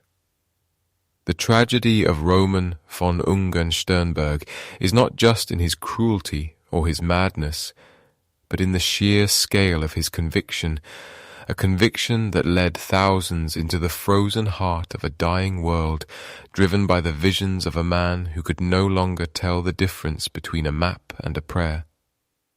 The forest grows thicker, the air colder, and the Soviet patrols more frequent. The rhythmic thud of hooves, once a sound of power and conquest, now feels like a countdown. Each day the sun rises a little higher, and each day the shadow of the Red Army grows longer. The mad monk of the steppe is no longer the hunter, but the hunted, a ghost of the old world wandering through the ruins of his own ambitions, while the silent, indifferent pines of Siberia watch as the last remnants of his dream are slowly consumed by the encroaching winter of the new age. The air in the camp is thick with a different kind of silence now, a heavy, suffocating stillness that smells of damp wool and old resentment. Loyalty, once forged in the fires of terror and religious fervour, begins to dissolve like salt in a summer rain. The men of the Asiatic Cavalry Division, those hardened riders who have followed the Baron through the blood-soaked snows of Urga and the desperate raids across the border, are finally reaching their breaking point. They look at their leader and no longer see a god or even a general. They see a man leading them into a void from which there is no return. The mutiny does not begin with a roar, but with a series of quiet, desperate glances exchanged between officers in the dim light of their tents. On the night of the 19th of August, 1921, the tension finally snaps. A group of his own officers, men who had once trembled at his very name, decide that the only way to survive the encroaching red tide is to remove the source of their doom. They open fire on the Baron's tent, the sharp cracks of their rifles echoing through the dark Siberian pines. But the Baron is a shadow, a creature of instinct who seems to sense the betrayal before the first bullet is even chambered. He slips out into the darkness, vanishing into the undergrowth as his own men turn their guns on one another in a frantic, confused skirmish that marks the end of his divine army. Alone in the vast, indifferent wilderness of the Mongolian frontier, Roman von Ungern-Sternberg wanders through a landscape that seems to have finally rejected him. He is a king without a kingdom, a god without worshippers. He eventually finds himself among his Mongol scouts, the men he believed were his most faithful disciples, yet even here the magic has faded. They do not kill him, perhaps out of a lingering, superstitious fear of the god of war. But they do not protect him either. Instead, they bind him with ropes and leave him under a tree, a strange, discarded relic of a war that has moved past him. And so, the man who dreamed of a pan-Asiatic empire, who sought to restore the throne of the Qing and the glory of Genghis Khan, sits bound in the dirt, listening to the wind sighing through the grass, waiting for the end to arrive in the form of a Red Army patrol. When the Bolshevik soldiers finally stumble upon him, they find a sight that defies their expectations of a bloodthirsty warlord. He is dishevelled, his famous yellow silk robe torn and stained with the dust of the steppe, yet his eyes remain piercing, filled with an unsettling, icy clarity. There is no struggle, no plea for mercy, and no sign of the madness that supposedly fueled his reign. He meets his captors with a terrifying composure, as if he had already seen this moment in the divinations of his lamas months before. To the young red soldiers he is a ghost from a nightmare, a remnant of a feudal world they are sworn to burn away, yet even they find themselves speaking in hustled tones around him, struck by the sheer weight of his presence. The journey toward his interrogation is a long, slow procession through a land he once ruled with an iron fist. As he is transported toward Novosibirsk, then known as Novonikolaevsk, the Baron remains a figure of intense curiosity. He is not kept in a lightless dungeon, but is instead treated as a high-value prize, a legendary beast finally brought to heel. During the long hours of transport, he remains remarkably talkative, speaking to his captors about philosophy, the decline of the West, and his unwavering belief in the spiritual superiority of the East. He does not speak like a man who is defeated. He speaks like a man who has finished his work and is simply waiting for the curtain to fall. The interrogation itself becomes a historical spectacle, a clash between two diametrically opposed worlds. On one side sit the representatives of the new order, men of dialectical materialism, of industry, and of a future defined by the masses. On the other sits the Baron, the last champion of a mystical, aristocratic past, a man who truly believes he is the reincarnation of a warrior deity. The red interrogators, led by the shrewd and determined Yemelian Yaroslavsky, attempt to peel back the layers of his psyche, searching for a rational explanation for his cruelty and his campaigns.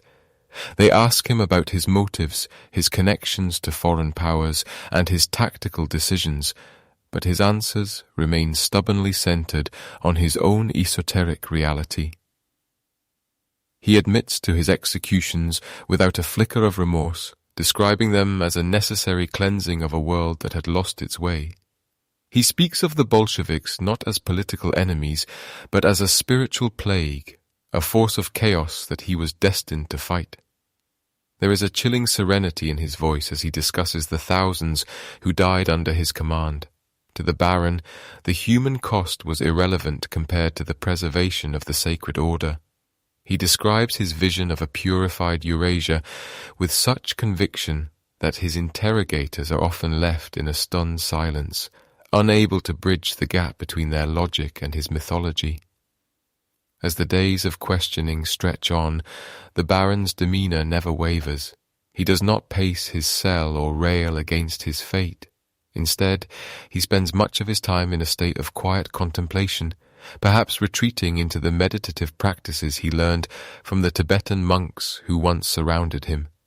He is observed eating his meagre rations with the same deliberate, aristocratic grace he might have shown at a banquet in St. Petersburg. He treats the guards with a strange, distant politeness, as if they were merely servants in a play that is nearing its final act. He seems to understand, perhaps better than anyone else in the room, that his death is not just the end of a life, but the closing of a chapter in history, a final bloody punctuation mark at the end of the old world's long, slow decline. The Red Army officers find themselves strangely fascinated by him, drawn to the sheer purity of his convictions, even as they are repulsed by his actions. He is a man who lived entirely within his own shadow, a man who never once doubted the righteousness of his path, no matter how many bodies were strewn along the way. In the quiet moments between the intense sessions of questioning, the Baron sometimes looks out the window at the Siberian sky, his gaze fixed on some distant point beyond the horizon. One might wonder if he was looking for the stars he used to navigate the Gobi, or perhaps he was simply watching the seasons change, noting the first frost of a winter he knew he would never see the end of. There is a certain dignity in his defiance, a refusal to play the part of the repentant sinner that the Soviet propaganda machine so desperately wants him to be. He denies them the satisfaction of a confession or a breakdown. He remains the mad monk to the very end, wrapped in a shroud of his own making, a figure of dark mystery who refuses to be explained away by psychology or political theory. He is a reminder that the world is often stranger and more terrifying than our systems of thought can account for, a jagged piece of the past that refuses to fit into the smooth machinery of the future. As the trial approaches, the city of Novosibirsk hums with an uneasy energy. The presence of the Baron is felt like a low-frequency vibration, a ghost haunting the very foundations of the new Soviet society. People whisper his name in the markets, and the soldiers guarding him find themselves checking the locks on his cell more often than necessary. They have captured the man, but the myth of the bloody white Baron remains untamed, a wild flickering flame that refuses to be extinguished by the cold winds of the revolution. He sits in the center of the storm, a calm, unmoving point in a world that is rapidly spinning out of his control, watching the shadows lengthen across the floor of his cell, waiting for the final summons with the patience of a stone. The metal latch of the heavy door slides back with a sharp, echoing industrial sound, cutting through the silence of the prison like a blade through silk. It is the 15th of September, 1921, and the city of Novonikolaevsk, the place we now know as Novosibirsk, is heavy with the scent of damp earth and the coming Siberian winter. The Baron does not flinch when the guards enter. He rises with a slow, deliberate grace, his tall, gaunt frame casting a long shadow against the stone walls, and he walks toward his fate, not as a prisoner, but as a man who has already seen the end of the world and found it lacking. The trial is not intended to be a search for truth, but rather a grand piece of political theatre, a carefully choreographed spectacle designed to signal the definitive end of the old world. 6 hours have been allotted for the proceedings, a mere blink of an eye to summarize a life of such chaotic and violent complexity. The theatre is packed to the rafters with soldiers, workers, and curious onlookers, their faces a blurred sea of grey and brown in the dim, flickering light. At the front of the room sits the prosecutor, Yemelyan Yaroslavsky, a man whose task is to dismantle the myth of the bloody white Baron and replace it with the image of a common criminal, a relic of a dying aristocracy that must be swept away by the broom of progress. But Roman von Ungern-Sternberg does not play the part of the repentant villain. He sits in the dock, his bright, piercing eyes scanning the room with a detached sort of curiosity, as if he is observing a play in a language he understands but no longer cares to speak. When he is questioned, his voice is steady, lacking any trace of fear or hesitation. He does not deny the executions, the scorched earth, or the iron-fisted rule he imposed upon the Mongolian steppes. Instead, he speaks of his belief in the sacred duty of kings, of the spiritual rot he believes has infected the West, and of his unwavering conviction that only a purified, traditionalist East could save the soul of humanity. The prosecutor attempts to paint him as a madman, a product of a degenerate class. But the Baron counters with a chillingly calm logic. He speaks of the prophecies he followed, of the visions that guided his hand, and of his absolute refusal to recognize the authority of the men who now sit in judgment over him. To the Bolsheviks, he is a monster. To himself, he is a lonely sentinel standing at the edge of an abyss, a warrior monk whose mission was far too grand for the small minds of his captors to comprehend. As the hours pass, the air in the theatre grows thick and stale, heavy with the weight of the words being spoken. The Baron's medals have been stripped from his uniform, but he carries himself with an innate, unshakable dignity that seems to frustrate the court. They want him to grovel, to beg for mercy, or to at least show a flicker of regret for the lives he ended in the name of his crusade. But Ungern-Sternberg remains a statue of ice. He speaks of his ancestors, the crusading knights who bled for the faith, and he suggests that his death is merely a transition, a shedding of a tired, earthly skin. He is asked if he has any final words to renounce his monarchist beliefs, and he simply shakes his head, a faint, enigmatic smile touching his lips. He has spent his life chasing a dream of a restored empire, a mystical union of East and West under the banner of the Bogd Khan, and he will not betray that vision now, not even when the shadow of the firing squad looms large over the proceedings. The verdict is, of course, a foregone conclusion. The sentence of death by shooting is read aloud to a room that has fallen into a sudden, expectant hush. The Baron listens to the words with the same polite indifference one might show to a weather report. He is led away from the lights of the theatre and back into the cold, damp dark of the Siberian night. There is no appeal, no delay, no cooling of the revolutionary fervour that demands his blood. The final journey is a short one, a walk through the quiet corridors of the prison toward a small enclosed courtyard where the air is sharp and smells of coal smoke and wet brick. The moon is a pale silver sliver in the sky, barely visible through the heavy clouds that hang over the city. A small squad of soldiers awaits him, their rifles held loosely, their breaths visible in the freezing air like small, ghostly clouds. They look at the man before them, this thin, wild-eyed aristocrat who claimed to be the reincarnation of a god of war, and some of them feel a strange, involuntary shiver. Even now, stripped of his power and his army, there is something about him that feels untamed, a lingering energy that the cold steel of a prison cannot contain. Legend says that in his final moments, the Baron took his most prized possession, the cross of St. George, which he had worn through every battle and every hardship, and swallowed it, ensuring that the Bolsheviks could never desecrate the symbol of his honor. Whether this is true or merely another layer of the myth that has grown around him like moss on a ruin, it fits the character of the man perfectly. He would leave nothing behind for his enemies to claim. He refuses a blindfold. He wishes to see the world as it truly is one last time, to look directly into the eyes of the transition he has anticipated for so long.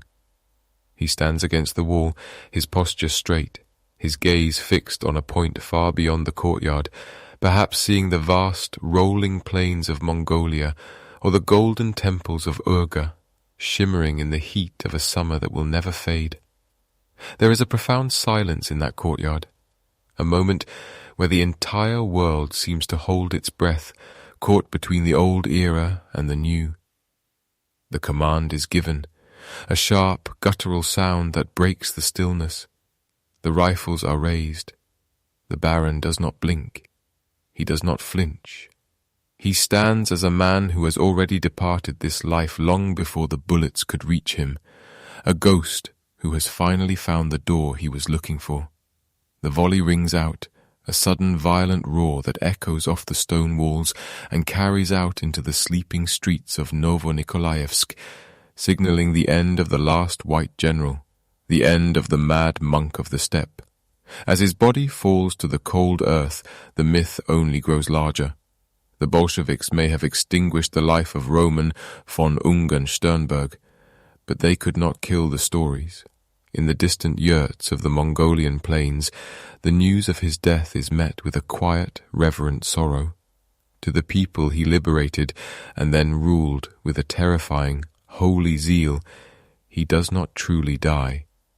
They whisper that he has simply retreated into the mountains, or perhaps into the hidden kingdom of Shambhala, waiting for the day when the world is once again ready for the return of the god of war. The wind continues to blow across the steppe, carrying the dust of empires long forgotten, and the echoes of a man who tried to turn back the clock of history through sheer, bloody-minded will. The courtyard is cleaned, the soldiers return to their barracks, and the city of Novo-Nikolaevsk settles back into its uneasy sleep. But for those who remember the Baron, the night feels a little colder, the shadows a little deeper, as if a strange, flickering light has been extinguished, leaving the world a bit more ordinary, a bit more grey, and far, far quieter than it was before. The iron scent of the firing squad fades into the crisp Siberian air, and the name of Roman von Ungern-Sternberg begins its long, slow drift from the front pages of newspapers into the hazy, shimmering realm of myth. In the vast, open spaces of the Mongolian steppe, where the wind carries the dust of 1,000 years across the plains, the Baron did not simply die on that September day in 1921. To the herdsmen who watched the horizon and the lamas who meditated in the silence of the high monasteries, he merely changed his form. They say that a man who lives with such terrifying intensity cannot be snuffed out by a mere leaden bullet. Instead, his spirit seeped into the very soil he claimed to love, becoming a permanent part of the landscape, a ghost rider forever galloping toward a horizon that never arrives. As the years passed, the official records of the Soviet Union sought to bury him under the weight of condemnation, painting him as nothing more than a bandit, a madman, and a relic of a dying feudal order.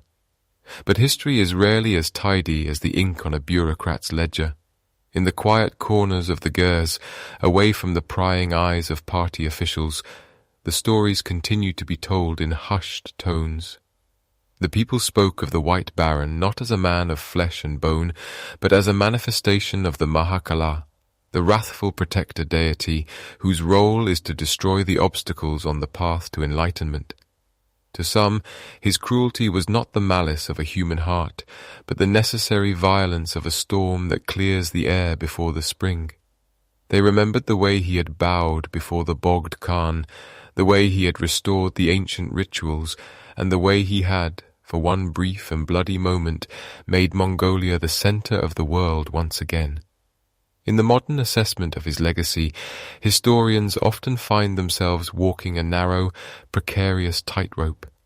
It is impossible to ignore the wake of suffering he left behind, the executions and the paranoia that stained the snow of Urga. Yet, there is a strange, undeniable irony in the fact that this Baltic German aristocrat, who dreamed of a pan-Asiatic empire stretching from the Pacific to the Caspian, became one of the accidental architects of modern Mongolian independence. By driving out the Chinese occupation and creating a vacuum of power that the Red Army eventually filled, he inadvertently helped set the stage for the formation of a sovereign state. He was the catalyst, the chaotic element that broke the old chains, even if the new ones that followed were not the ones he had envisioned. The image of the Baron remains frozen in time. A tall, gaunt figure in a yellow silk deal, his eyes burning with a fever that no doctor could cure. He stands as a symbol of the great, clashing currents of the early 20th century, a time when the old world was screaming as it died, and the new world was being born in fire. He was a man out of time, a crusader born 700 years too late, trying to resurrect the ghost of Genghis Khan in an age of machine guns and armored trains. There is a profound loneliness in his story, the solitude of a man who believed he was the only one who could see the true path, wandering through a wilderness of his own making. As the night deepens over the steppe today, the landscape looks much as it did when the Baron first crossed the border. The stars are vast and cold, hanging like diamonds over the dark silhouettes of the Khangai Mountains, the cattle low in their sleep, and the grass ripples in a silver wave under the moonlight. In this silence, it is easy to imagine the distant jingle of a bridle, or the soft thud of hooves on the dry earth. The memory of Ungern-Sternberg has become a cautionary tale about the dangers of absolute conviction, a reminder of how easily the search for the sacred can turn into a descent into the profane. And yet, there is a lingering beauty in the mystery he left behind. He was a man who lived entirely within his own mythology, refusing to acknowledge the boundaries of the possible. He treated the world as a stage for a grand cosmic drama, and in doing so, he became a figure that transcends the simple categories of hero or villain. He is the shadow in the corner of the room, the unexplained light on the ridge, the sudden chill that catches the breath of a traveller in the high passes. The monasteries he helped restore have seen decades of change. Some fell into ruin, while others have been rebuilt, their golden roofs once again catching the first light of dawn. The prayers continue, the butter lamps flicker, and the smoke of juniper incense rises toward the rafters. In the rhythmic chanting of the monks, one might hear an echo of the world the Baron sought to protect, a world of tradition, of hierarchy, and of a deep spiritual connection to the earth. He failed to save that world, perhaps because it was never truly his to save, but his presence ensured that it would not be forgotten. Historians will continue to debate his sanity, his motives, and his crimes, turning over the dry bones of the past to find some hidden truth. But the steppe does not care for debates. It absorbs everything, the blood of the fallen, the ruins of empires, and the names of those who thought they could conquer it. The steppe simply is. It exists in a state of eternal patience, watching as the frantic movements of men come and go like the shadows of clouds. The Baron was but a single cloud, dark and heavy with thunder, that passed quickly across the sun. As we reach the end of this journey through the life of the mad monk, the air seems to grow stiller. The frantic energy of the battles, the shouts of the horsemen, and the clatter of the firing squad all recede into the distance, leaving only the profound, heavy silence of history. It is a silence that invites reflection, asking us to consider the thin line between greatness and madness, and the strange ways in which the past continues to haunt the present. The Baron is gone, his body buried in an unmarked grave in a city that has changed its name 3 times since he breathed his last, but the legend remains, drifting like smoke across the plains. The fire in the hearth burns low now, the embers glowing with a soft orange light. The world outside is vast and quiet, wrapped in the velvet embrace of the Siberian night.